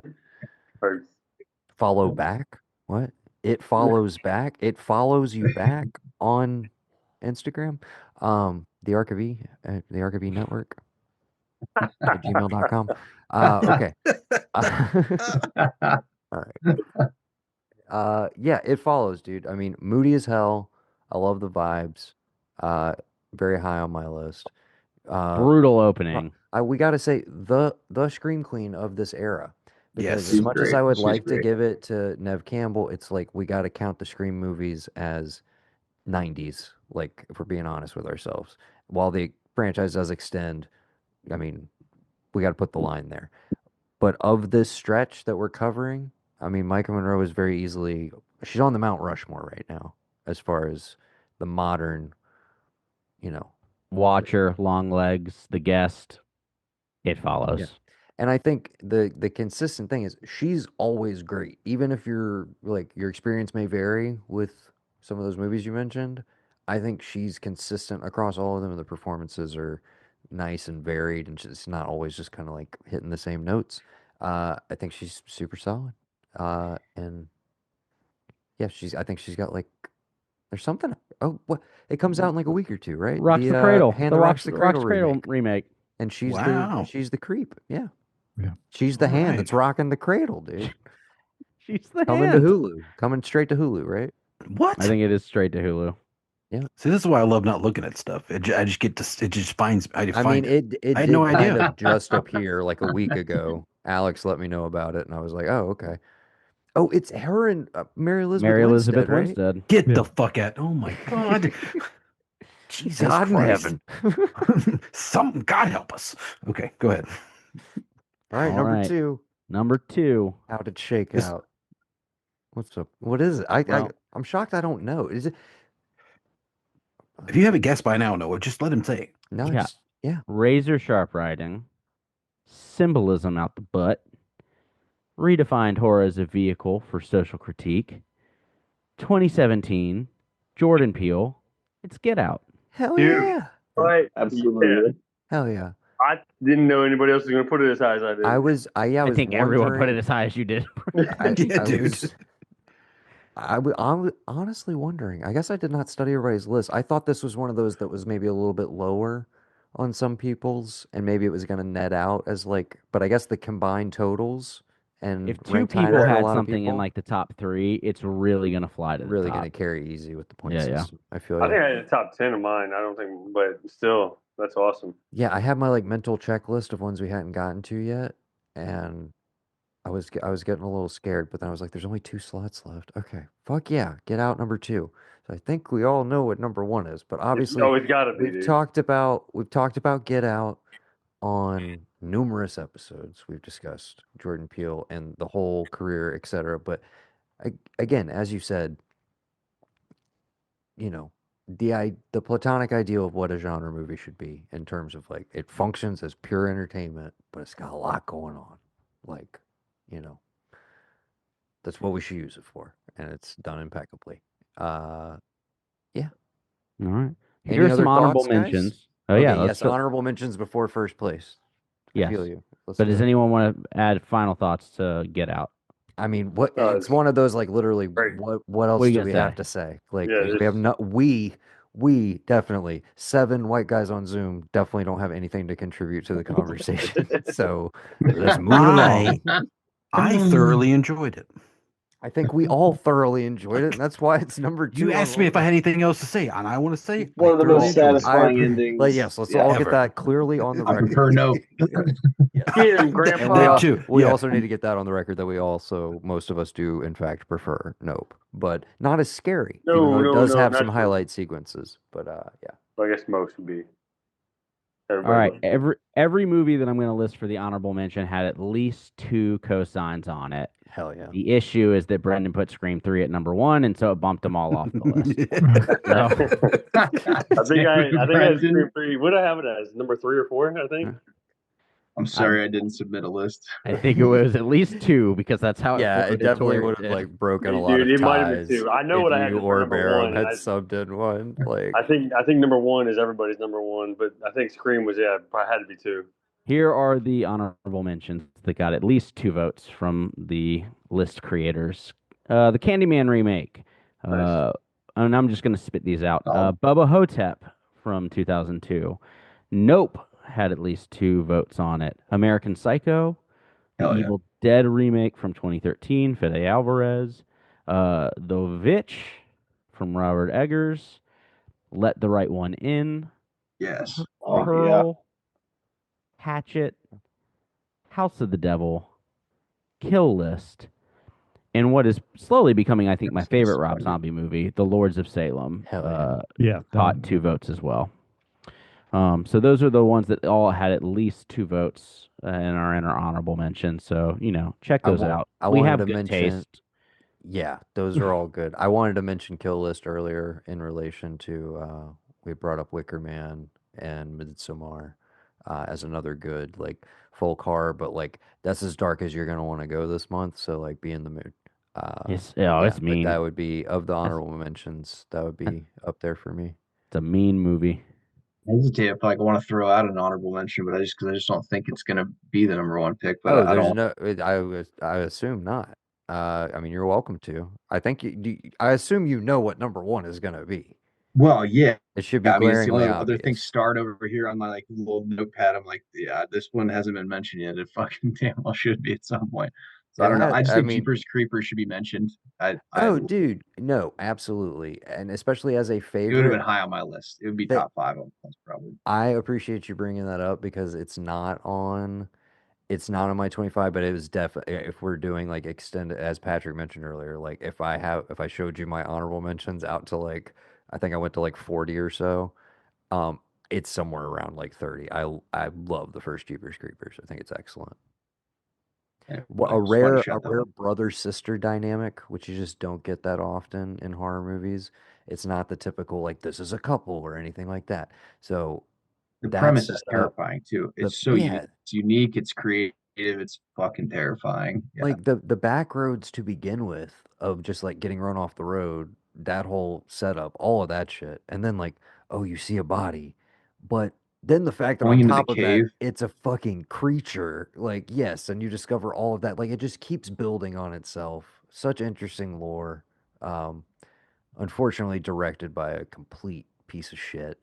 But yeah, The second movie pointed that out in a big way. You're like, man, he's really spending a lot of time with these yes. teenage And then ball I think players. they have let It's like, him come. Did he get to come back and do a third or fourth He I one? did like think a fourth one that bombed pretty well Oh because yeah, everyone knew who he was at this point. yes. Um, But it's wild you yes. say this about all this like road trip stuff because our number one movie is Joyride with Paul Walker. hell yeah, dude. And The way you guys took that left that's turn was great. 100% not the case. If you're undercurrent. I miss Leo Everybody knows what Sobolewski. it is. It's the Say it. one that Tony Collette should have won an Oscar for. Our Absolutely. number one pick, The Sixth Sense? 2018, That one too. Yeah. Ari Aster's Hereditary has peaked the top of the list as our number one favorite horror movie for the Ark of E Glad in he the had two last on the 25 list. years. What a shocker. What a Bennington, shocker. if we It went one more wasn't year, would be on close. this list too. It's only, yeah, as Alex mentioned, it wasn't close. It's only the scariest fucking thing that's been released in the last 25 years, in my personal opinion. I feel very comfortable saying that. And again, as somebody who does not get got by jump scares very easily, and is usually down for like take me to the depths of darkness as far as like dramas go. But something about the taboo nature of kind of everything that Ari Aster is approaching in that movie of just like, well, you're not allowed to like do that in a movie. You're not allowed to express those emotions. Like you can't put that in a screenplay. Like, dude, that's not like, nah, dude, that's not okay. You no, no, you can't do that. And it's just, You know it what I'm going to just, say about it, don't you know? what are I mean, enlighten me, God. I'm still me and you're still you. I didn't dig it. I know, I know. This I would assume you're very upset that it's this high up. No. I understand that people dig this movie, and I understand that there's love for this movie. That does not exist in my heart for this movie. It is Speak what on it. it's Speak forever speak on it. Like cemented in me. what? Oh, go ahead, go ahead. I was gonna say it's what is forever cemented into me that anytime I see Ann Dowd on screen, I go, "Oh, she did it. I will not dispute that at It's all. her." Absolutely. it's always her, dude. It could be a family rom com around Christmas time, and that she could She's be the gonna do She's gonna be the mother-in-law. bad And be like, guy. she She's did the the bad murder. guy. She did it. Fucking Aunt Lydia She will did it, dude. eventually show her true colors. Patty Levin will in fact show you who she really is. Ann Dowd That's shows right, up dude. on Sesame Street. I go, where's Elmo? It was Ann Dowd. Is everyone okay? Oh, that's fine. But well, I know I would like the counterpoint because it's number one. Like what as a horror fan, As and a horror granted, fan, like yeah, what did you not care for about it? I like my horror to have a driving narrative as opposed to feel all over the place. And for me, that movie felt all over the place. Is it a movie you've revisited? I have not revisited it, but I also I saw Midsommar first, Gotcha. and then I watched Heredity 2020, 2021, Mm-hmm. and just haven't revisited it because I so thoroughly did not enjoy it the first time. I mean, I would argue it's not like an enjoyable movie to begin with, but I also think it's definitely like, yeah, it's a wavelength thing where I feel like the more I've rewatched it, that like the spine of the story and the structure is like it's all totally there. But I agree with you the first time through. That's kind of what I dug about it was I felt like as things were paced out, because I going in from the trailer, I didn't know like what is this? I assumed it was a creepy kid movie, you know? I thought it was a creepy kid movie. Well, So when trailer they makes you start think with that, yeah. when they start with creepy kid, I'm like, okay, and I'm tracking and I'm waiting, and then what happens 30 30 minutes into the movie, and for me it just did what something that shocking should do, which is just unbalances everything and put me on guard of like, okay. And then I was like, okay, I don't know what this is. Is it a supernatural horror film? Like, is there an entity? Where are we headed with this? And then as the like cult aspect begins to like rear its head, I was like, oh, are we going in this direction? I liked the fusion of like constantly guessing which subgenre are we in, Okay. like the whole time. But then I think when you rewatch it, I if we were doing a list of comedies, I would be that asshole who would definitely put this in my top five. I think this is one of legitimately the funniest movies of the last 25 years. You have to have kind of a you have to key into its wavelength, but I think every movie he's ever made is a comedy, broadly speaking, even Midsommar. Um, and yeah, I feel like Hereditary is best approached as a dark comedy for someone who does not enjoy it on first blush. Okay. And maybe, like, I don't know if that maybe helps you to key into it, but I find the movie very, very funny. Okay. That's I maybe says a may. lot about me, but It's a I wild may. Certainly romp for the does, whole Noah. family. Certainly does, Yes. Noah. I may give it a rewatch. However, I'm kind of booked solid for the rest of the month. I assume as we all are, as we all are. To that point, as we're wrapping up here, and I just want to say hats off to Mr. Sunshine Mayfield for emceeing and taking us through this list and doing all the numbers crunching and all the hard work so that we didn't have to. And I do want to thank everybody for showing up and hanging. I know some people have to dip, but if anybody wants to shout out any recommendations or any other honorable mentions that haven't been brought up, or things that you've been watching, things that you're excited to watch, we can do that. Or we can just wrap this puppy up. Whatever you guys want to do. Well, I would say like there's a total absence of any of the Alien franchise related stuff. I think Prometheus, definitely worth watching. On my Um, extended list, I would second that as well, and always a franchise that I will dip into at some point during the month. yeah, Uh, and I also very much enjoyed Covenant too. Like Yeah, I I like very much Covenant. enjoyed Romulus as I still as need to just a watch fun Romulus, and Dude, I Romulus, you're waited gonna until love I get Romulus. to. yeah. I've already started my marathon for the month because that's one of the ones I can do every October. So Mhm. I'm saving that for like its sequential place. But It, it's yeah, good. absolutely one of my favorite franchises. And Noah, you famously loved Alien Earth, correct? Yeah, my favorite show of the year, by Although far. Yeah. in Uh, counterpoint to me usually disagreeing with you, we have the same feelings on that. on Alien Earth. Yeah. Fucking garbage, dude. Like, what happened? What happened? Although I Good do Lord. love some Timothy Ollie Fantastic in that though. I mean, he's the Mr. Ola Fantastic was the only redeeming thing in the whole like 8 hours. Yes. It was interminable. It was so frustrating, man. What's that word mean? Interminable. Yes, for those of us who don't speak big words. Hard to, I don't know, hard to get through, difficult to stand, Okay. it No terminus. time consuming, tedious. Yeah. Okay. It was an Never ending. interminable length, like whether and that length could be variable. It could be really long or it could be short. It doesn't really matter if it was interminable. It just felt like, oh my God, it was grueling. Why is this taking so long? This And is you were enough. upset, and you're upset by that because you really like the other stuff that he did, and you just think the sandbox he's playing in is not when he should play in, or you just don't like it at all. Um, yeah, it's like we talked about when we briefly dipped into it previously. It's like and I liked initially when he was like, okay, he's playing in the sandbox, but he's exploring things that like I'm kind of curious about in the sandbox. And then I was like, oh, I think the things that interest you are not the things that interest me, bud. Like, what happened there? And then we just like, I don't know.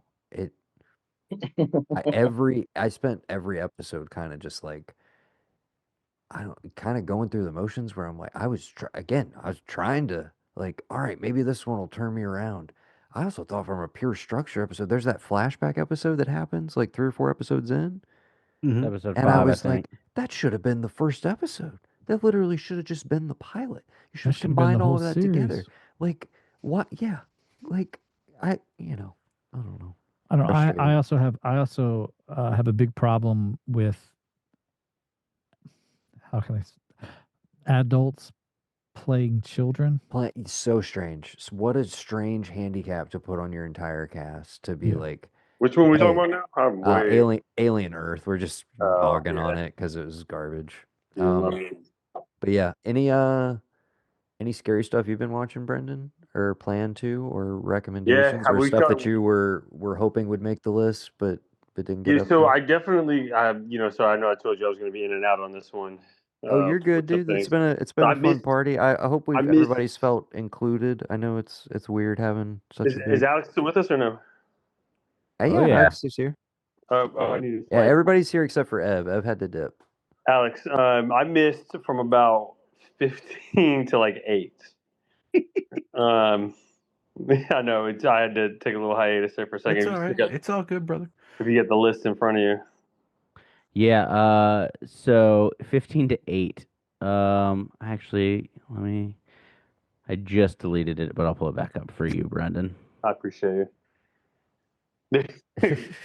Alex, dude, I sent the list a note. He's like, suppose you couldn't just take a minute to put these in order for us, huh? Oh, he didn't see that because I took the time to renumber it for you. But yeah. Oh, dude. Alex, when he first sent me his list, he just like had a list of movies that he had written random numbers by, like instead of listing them out. So I'm like trying to decipher this thing. Meanwhile, there's like 2 number 16s, and then I'm trying to, dude. I was like, all right, I got to get this into him today. I need to rank them. To Patrick's point, the first 10 were pretty easy to rank, and then after that, it was like, I don't know what I'm doing here. Yeah. Yeah, 15 to 8 was Bone Tomahawk, Scream 4, Sinister, Scream 6, Wild, Ginger Snaps, The Devil's Rejects, Mandy, and Halloween 2 from 2009, not the hospital one. I didn't hear Sinister, and that was one that I was like surprised about, just because I wasn't there. Sinister, I thought was. I think that was my number 4. Yeah, I'm looking at it now. It was certainly on people's very list. high up for me as well. Love that. Final Destination, I was kind of surprised that. I mean, was I the only person that put that on there? I guess it's a great question. Yes. It was one that I thought long and hard about. I mean, I love the first one. I really do.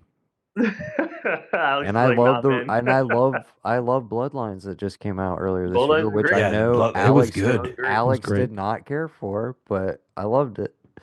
I am surprised American Psycho did not make the list at all. That was the one that I was truly, it had 2 votes. They were just very low for people. Yeah, that was the one I'm a little disappointed not making the. I think not people making the ultimate cut. If they don't look, they probably assume that American Psycho is from the 90s. Yeah, probably. It does feel like a 99 movie, weirdly, you know? Yeah. It feels like it belongs to that year somehow. I don't know why. Was it delayed?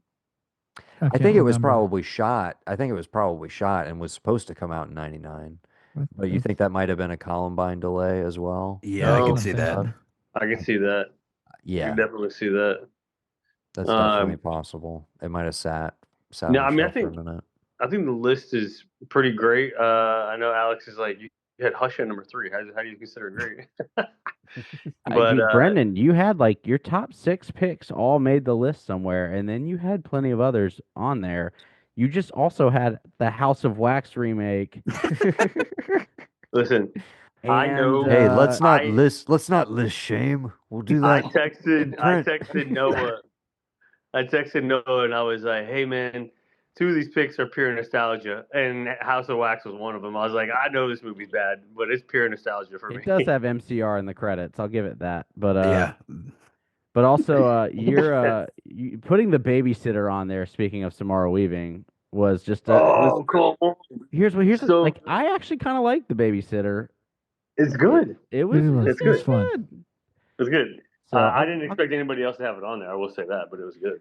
Also, no one else did have it on there, but I will give you credit that it is an enjoyable horror movie. Your list isn't bad. It's it's just chaotic. That's the word that I'd put. Our list is the right amount of chaotic and representative of like 6 different people. Mm-hmm. Having a say. Did anybody else put Black Phone on theirs? No. I don't think so. It was so hard for me not to. Like it's 26. Yeah. Well, I mean, it's definitely Yeah. it's definitely in consideration, but for me, I'm literally going like I prefer Sinister, and that's the Derrickson movie.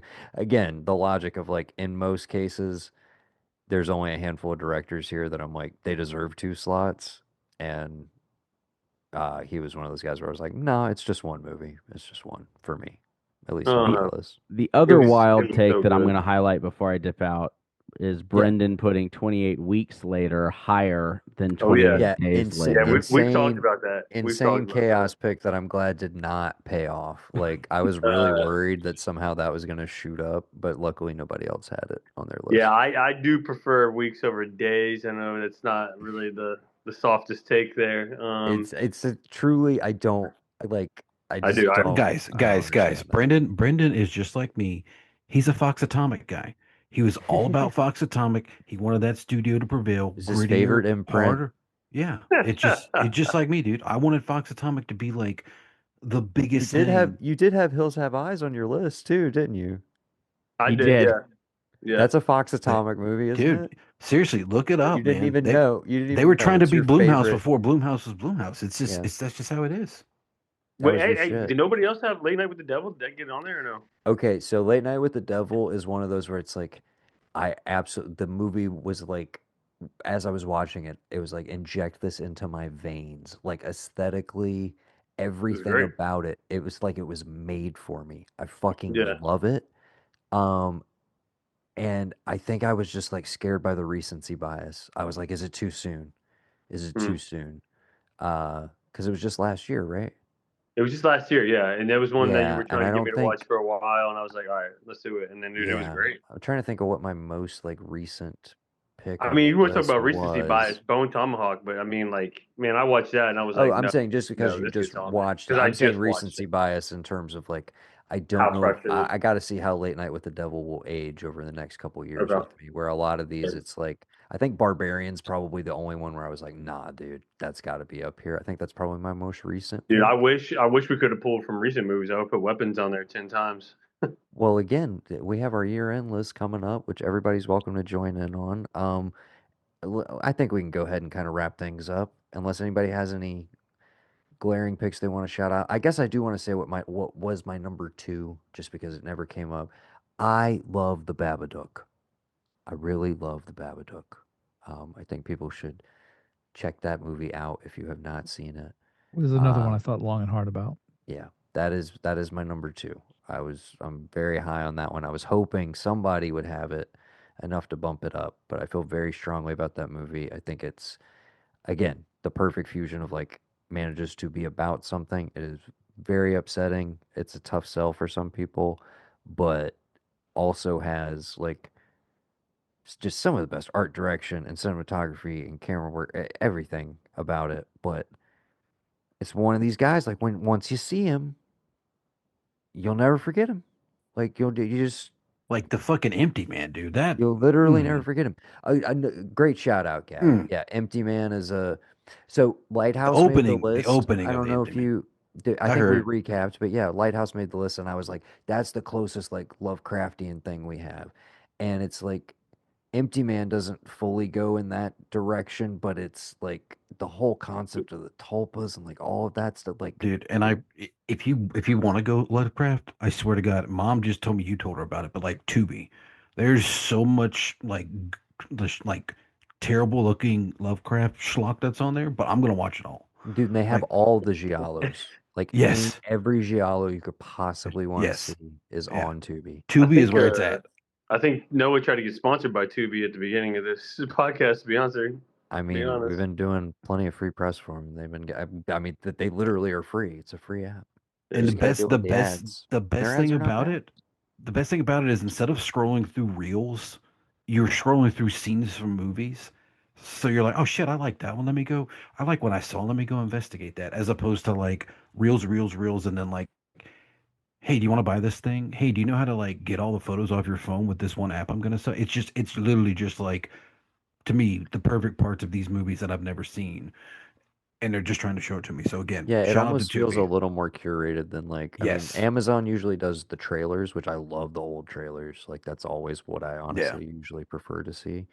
But yeah, the like scene sellers on Tubi are pretty solid. Yeah. Any other final thoughts, guys? No, I really yeah, kind of like on more the list aspect than the movie aspect. I really appreciate you and Alex doing this. Alex, thanks for dealing with the rest of us and some of our picks. Maybe a little more polished than others. Uh, that Brendan Riley dude really knows how to pick them. But Some quality picks. but no, man, it's fun. This is fun. But I think after having done the past 25 years, and then now this, I think Noah. I think this might be the way to go, man. Oh, this was so efficient. Yeah. Yeah. In terms of everybody. Yeah. This is the easiest And Mandy way. would be on the 25 of the 25 of the non-genre based thing, but it was rated by a bunch of cowards. So I agree with you. I tried, man. I tried. You're saying you didn't have Avatar in your top 25? Nah, I had to bump it out for Troy. There's there is one I want to shout out that I think I'm the only one that probably put it on their list, or maybe Noah, but I don't even know if Noah did. But has anybody else seen Titane? Oh yeah, I mean, I have not. Oh, have. so It's that's very good. Just that's go Julia watch it. DeQuarno's follow-up to Raw, which is Just go also watch- incredible, yeah. and I would say is you could call it a horror movie for at least the first 30 minutes, or dark horror comedy that bleeds into a completely different movie that you don't see coming, and that's kind of the brilliance of it. But yeah, 100% What's worth it checking out. called? I can't Titan, Okay. T like Titan. Titan, but yeah. at an E. Yeah. Do you love cars, Brendan? Do you love yeah. cars? I mean, I super love interested in cars. the You like movie. movies about cars? Like Lightning McQueen? When Yeah. y'all brought up Raw earlier, I will say this: did anybody bring up or talk about Fresh at all? No, because I mean, if anything, that's like, I don't know. I was waiting for somebody to bring it up, and then I had to go for a second. I don't want to dog it too much, but I'm like, I'm not saying it was if great. we're I in don't any know way that it would be on comparing anybody's that to list. Raw, I mean, I've absolutely not not. seen Raw either, though, so I don't know. Raw is one of the masterpieces of this era. Like, So go check it out. All right. So if yes, I had to do Green Room or Raw, like immediately, which one? Both. Raw. I mean, Same Double time? feature. Double here's the feature. thing. I think, well, yeah, double feature, but I think Raw is maybe a better by yourself movie, but maybe not. Maybe you do want to watch it with somebody. But Green Room, I definitely think like you want a buddy because it's fucking, Yeah. it's intense, Okay. man. It's rough. Yeah. It is super fucking rough. Okay.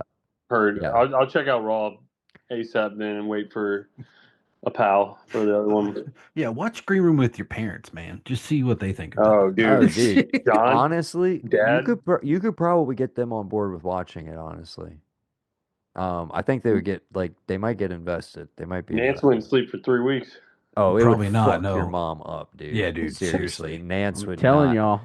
Yeah, She'd be mad at all Hereditary of with us. your Nance would in-laws. be like, Exactly. why'd you make me watch that? Yeah. Oh, man. So, Okay. yeah. Heard. But also, I do kind of weirdly think they would enjoy it if they watched it. But They it would like be very- Substance. Oddly enough, they both Dude, really if they like made it through the Substance. substance, I think they could probably do Green Room. It's the tone of Green Room is the thing. Yeah, it's Tone. Okay. Because it's not the tone of the substance. It threw me when they liked Hey, Substance. I by was the like, way, shout out to the substance, which we didn't mention or anything, and her prior movie, Revenge, which is also dope. Is that the one in the Both desert? of those, yeah. That was okay. I was like, all right. I didn't realize when I saw the subs, I didn't realize that was hers, but I like that the It's revenge just one those. in the It's desert. just those two so far, and Okay. she's 2 for 2 in my book. I'm saying her because her name escapes me. Why am I? Oh my God, help me out, Mayfield. Yeah, and Alex, what are the top 3 again, real quick, on our whole list? Do you have them? Or Hereditary, Get Out, and It Follows. Okay, Were so 1, 2, and that's 3. a Yeah. pretty. Okay, That's so solid. I Let me just want to think say about this because it's one of the things that I've been grappling with. I'm going to say this, and I'll be done, and we can be done. I think what we've always talked about with this genre more than anything, we mentioned it. You do have like your franchises, the Conjuring stuff, the Screams and stuff, but I think it's very interesting that collectively, based off the numbers, the top 3 films that we say are the best horror are original ideas, because I think after that big writer strike in the early aughts, and Hollywood deciding that they wanted to go get more IP. And if you didn't have IP, you weren't going to get your movie made. That something like Hereditary, it's interesting that Hereditary, It Follows, and Get Out, it's almost here, there, almost another 10 years later before we get those because that shift happened and we're like, Hollywood just wants something they know that can like be a good cash cow. And if you look at the movies that are big at the box office from 2000 to 2025, you've got like Scary Movie 3, Scary Movie 4. Later on, you get a couple of the Conjurings. You got some stuff that I wouldn't even call horror, like Constantine makes a ton of movie, and they say that it's horror. I would say that's more of like a comic book movie, but that's just me. So I think it's interesting that this genre, more than any other genre, is a place you can be original, and whether you sell or not doesn't really matter because you have people who like us who are going to come watch it that are going to be like, no, I'll spend my money going to see this thing that I know nothing about that isn't a qualified IP. But you also have that coming to you with Scream and The Conjuring and the Annabelles and the Megans and whatever multiple ones you have coming out. And I think this is the only genre that you can still do that in, be original, and maybe you don't get seen, but like when you are seen, people are like, holy shit, that was really good. I don't think that happens in any other genre. And I think we've kind of said something to that effect on other Archivy podcasts where we've talked about horror movies. But I just think it's interesting that collectively we've picked three, what I would say are independent, like they're original idea films from filmmakers that, and I like that that's the trend with horror. And I feel like it's been that way and I hope that it stays that way for years to come. That we have a nice balance of original things, and we still get to see our favorites because, you know. Oh, I mean, dude, you got the what came out, was it 2 years ago? The original Patrick Dempsey Thanksgiving movie, right? Was that a couple years Oh ago? yeah, which is probably on its way to being a franchise as well. They're doing two, aren't they? Are they? Yeah. They're supposed to be. Yeah, and that's like, oh, sorry, I didn't mean to cut you off. No. It's just that I haven't heard anything since they announced that movement on Eli it? Roth Yeah. has done other things. He's like I not gotcha. gotten back to it. He's Well- done his whole crowdfunding horror movie thing. Gotcha. Well, the other thing, obviously, throughout these last 25 years, it has continued to be the most durable genre at the box office. Like, it's still the thing you can always count on, even in the midst of a pandemic when most theaters were shut down. One of the very few movies released at the time was friggin' Franco's The Rental. And actually did super well, and like throughout that period of time and can continually, you can always bank on put a horror movie out. There's a certain amount of base level interest from people who are just like, I crave this shit. I'm willing to give this a shot. And it's still more so than anything, the superhero genre has crest and fallen and obviously has made massive amounts of money and continues to. But it's been dinged a few times here and there and it's dipped a little bit. But horror just keeps chugging right along, man. Well, and to get to And- Gavin's point, to add on to Yeah. it even more, is like, yes, you have Hereditary, which had a pretty solid theatrical start. It didn't make billions, but like it enough to sustain it. Get Out clearly did well in theaters. But then you look at some of the other movies on our list, and they lived on the stream, on like getting its run on streaming. Yeah. Raw, It Follows, Bone Tomahawk. These are movies that played the festival circuits, got their rumblings, but then no one really saw them until they got dropped on Shudder or another streaming service, and then they just kind of carried. And eventually, enough people heard It Follows was a good movie. They watched it themselves, and then they liked it. And so, like, I think it is very rare that you get movies that people just generally, fans and non-horror fans alike, will say were good movies that kind of live on that streaming level entry into their kind of spot. And It Follows, I think, is the best example of it. It is classically called one of the greatest horror movies of the last 20 years, and that was almost that's the equivalent of a straight to DVD release, you know what I mean? And I think that just speaks Yeah, in a lot of volumes people's to the eyes, genre. Yeah. And we haven't really shouted out none of them like fully made or I don't think any of them were Shudder originals, but as much as there haven't been that many standouts, I do respect the game of Shudder for continuing to just like carry the torch, so to speak. And they're still giving, again, first time filmmakers, they're giving them their shot. And every once in a while, one of those breaks through to like, hey, this one's actually good. And everybody, like, they have a good ecosystem over there. I really like what they're doing. I think Good Boy will come out on Shudder before the month is over. And I will say I don't know when season 2 starts. It might be actually November. They might be saving it.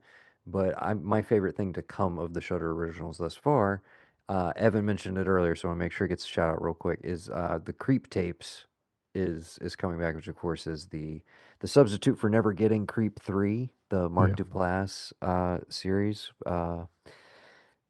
But yeah, now we have 2 seasons. We're gonna have at least 2 seasons of a TV show hanging out with that character, and I loved the first season. I thought it was incredibly well executed, and I kind of wish it had dropped like early October, but I think it's dated for like mid-November. So keep an eye out for that. Maybe hold on to your Shudder subscription. Maybe that's why they're dropping it in November for all their new customers that hopefully they'll bait to sticking around. Who knows? I don't know what the plan is there. All right, guys. I think it's about that time. Thank you all so much for showing up. This was great. I would shout out everybody individually, but let's just drift off into the evening, my children of the night.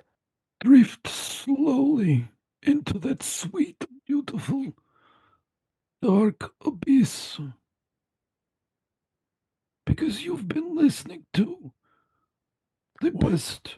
Oh, what we've been screaming about. I'm trying to do an ending. I'm trying to do an ending here. We'll do it. You've been listening to the best 25 horror movies of the last 25 years. Go and see them, wherever they are. They've come to you across oceans, time. Oceans of time. There we go. That's perfect. Dude, you and Matt hit it so much better than we do every single time. A lot better. Okay. Thank you. I don't catch those references. Is it A Quiet Place? What are y'all? Speaking of A Quiet Place. It's Nosferatu. Yeah. Dracula A Quiet Place. 2000? Gerard Butler? The Phantom of the Opera. Wes Craven presents 2020. A Quiet Place 2 is the highest grossing movie of 2020. Even in COVID, Krasinski shines. He's not in it, obviously, but he's in it. He's in it to start, I think. Enough, yeah. He's in it enough. Was that like the last movie to hit before? Because it was like that, Bad Boys 3. Yeah. Well, no, I'm just looking at I'm looking at things. like top gross. It was only 206 million, but like that's just horror. Like it technically in 2017 is the highest grossing horror movie of the past 10 years with $702 million at the box office. Like literally you'd have to combine 14, 15, and 16 just to get close to what it made in 1 year. Yeah. And then chapter really 2 glad, I gotta be honest, I'm really glad it is not on this list. Yeah, and that's what I'm saying. Is like I think film. Again, it's an IP. It's something that like Hollywood's like, oh well, Tim Curry was in this and we own it. It's a Stephen King thing. We'll just put some actors in it and it'll be fine. And all right, guys. It's what it is. I appreciate everybody. I love you all. We'll I don't know what we're doing next. We'll do like one more Arctober episode, I think, or maybe 2.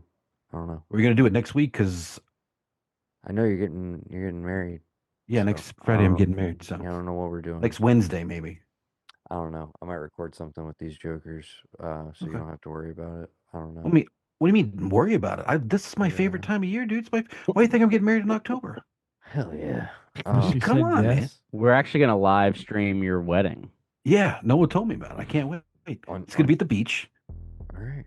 Well, I gotta figure out the logistics on that. Okay. I love you guys. Patrick, thank you for joining us, man. Yes, Patrick, good to see you. Oh, nice seeing you. Love you guys. Love you. Love you guys. Talk to you soon. Okay. Later, gentlemen.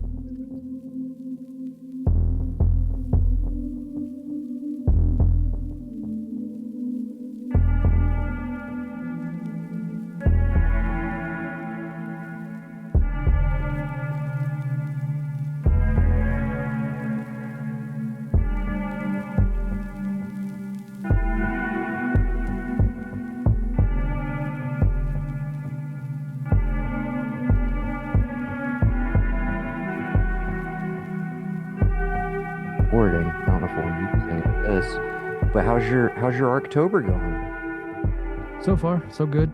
Yeah. Yeah. Have you been to the theater to see any of these that I have seen in your social media feed?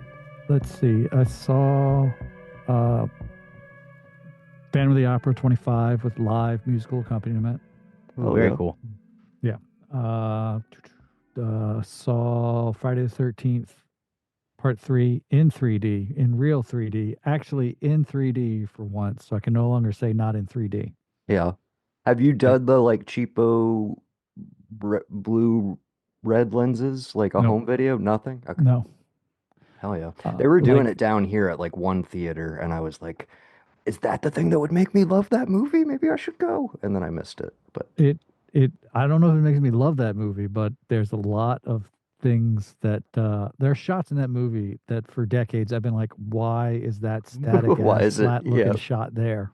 Mhm. It's for the 3D. Like, oh my God. Like the scenes of the van driving down the hillside with the focal distances and everything. It was like, oh, okay. Okay. Yes. Okay. That's awesome that it holds up. Like, Yeah. effects Like it wise. was, and it was one of the better 3D movies that I've seen. I mean, and I saw Endgame. I saw Avengers Endgame in 3D by mistake. Yeah, I haven't. Like, I don't think I've done any of the Marvels in 3D, actually. there's one that needs to be done in 3D. If you are not already sick of it, and I saw it in 3D the first time I saw it was the first Doctor Strange. Okay. Yeah, that makes sense. And I assume Multiverse probably would have been slightly more I think I interesting. watched Multiverse in 3D, not Yeah. on purpose, but that's because it was the only available like ticket at the time. Yeah.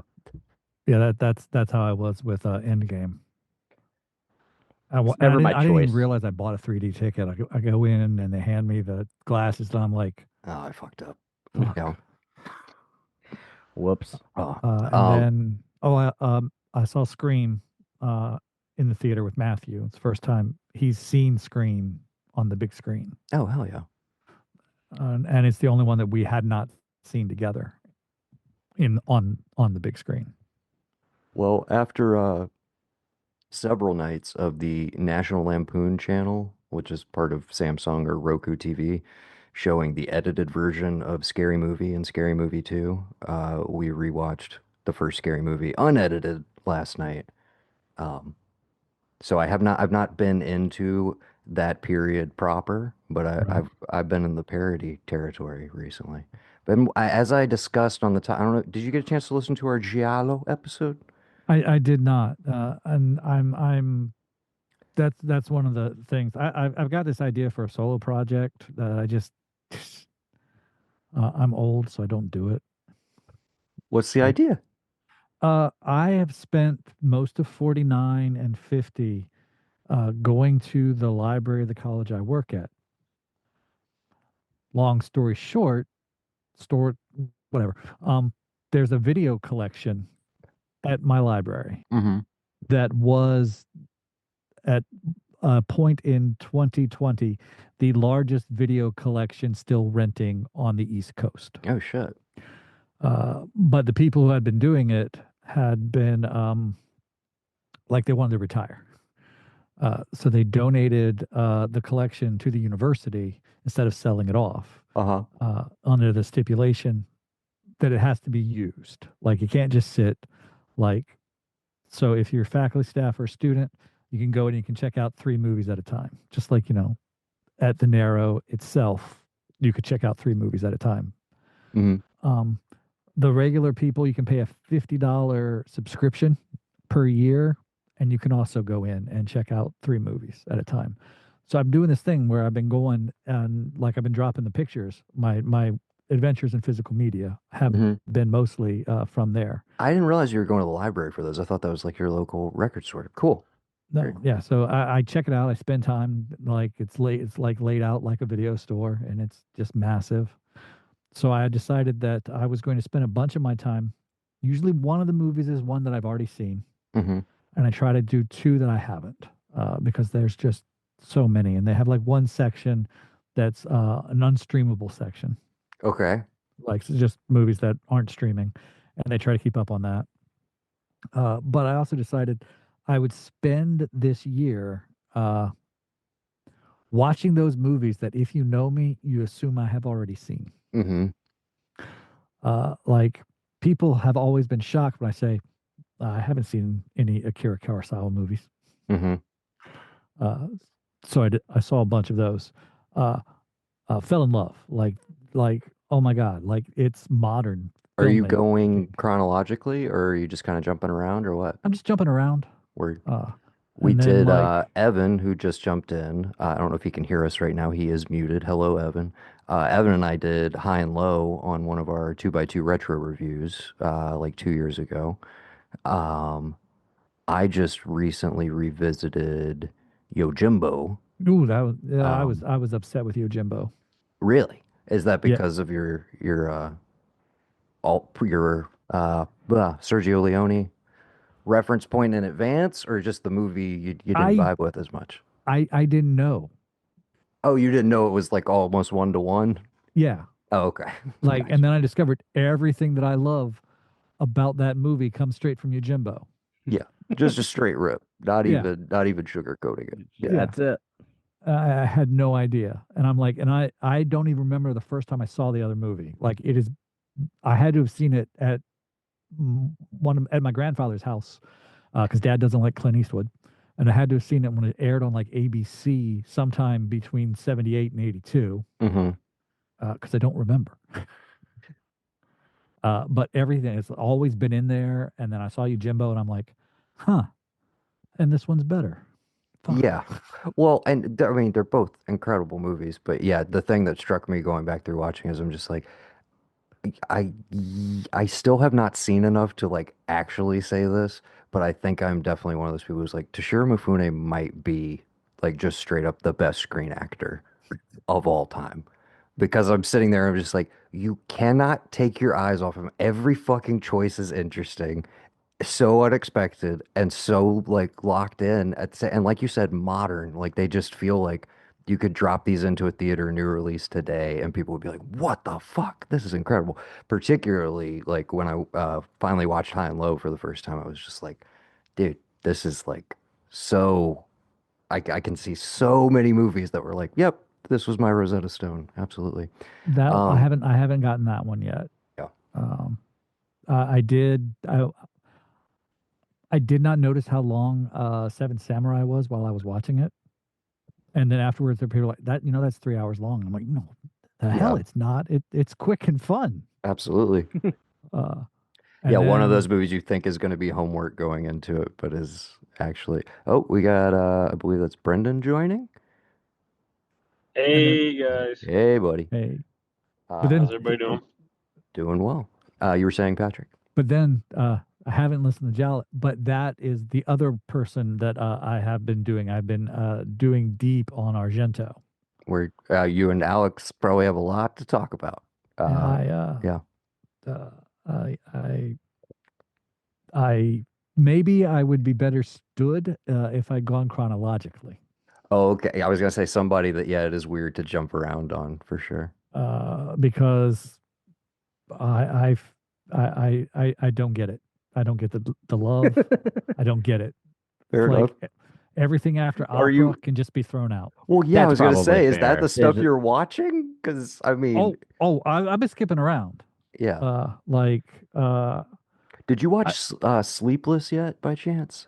so not yet. That's the one late period one that in my research for all of this that apparently is like he kind of got it back one time and it's like 2000 or 2001, but it's called Sleepless. It's on Tubi right now.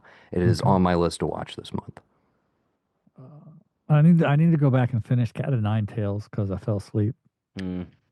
Some of them will do that in the midsections in particular, but we stand by dude, Deep Red, Tenebrae. Suspiria, and yeah, I was gonna say Suspiria and Tenebrae, like top three easily, and then Inferno probably like number four for me, Uh, and t- then Crystal Plumage Plumage. probably five-ish. Tenebrae, I enjoyed, particularly when I did the research and found it was in reaction to Possession, I was gonna say, like, yeah, which I recently saw in 2024 for the first time. same when they did that. They finally Like, released it. finally, it was available on physical again. That initial one before they did the big 4K, like big re-release, which I think was subsequent to that. But yeah, one of those movies that's been completely reassessed now and everybody's obsessed with. We have five men in the room, so I think we can. We'll probably chop this and make it like a little bumper bonus segment or whatever. But we can start. Barum should be on at some point, and Gav will be on whenever he can get done with Mav. Yeah. Okay. Here we go.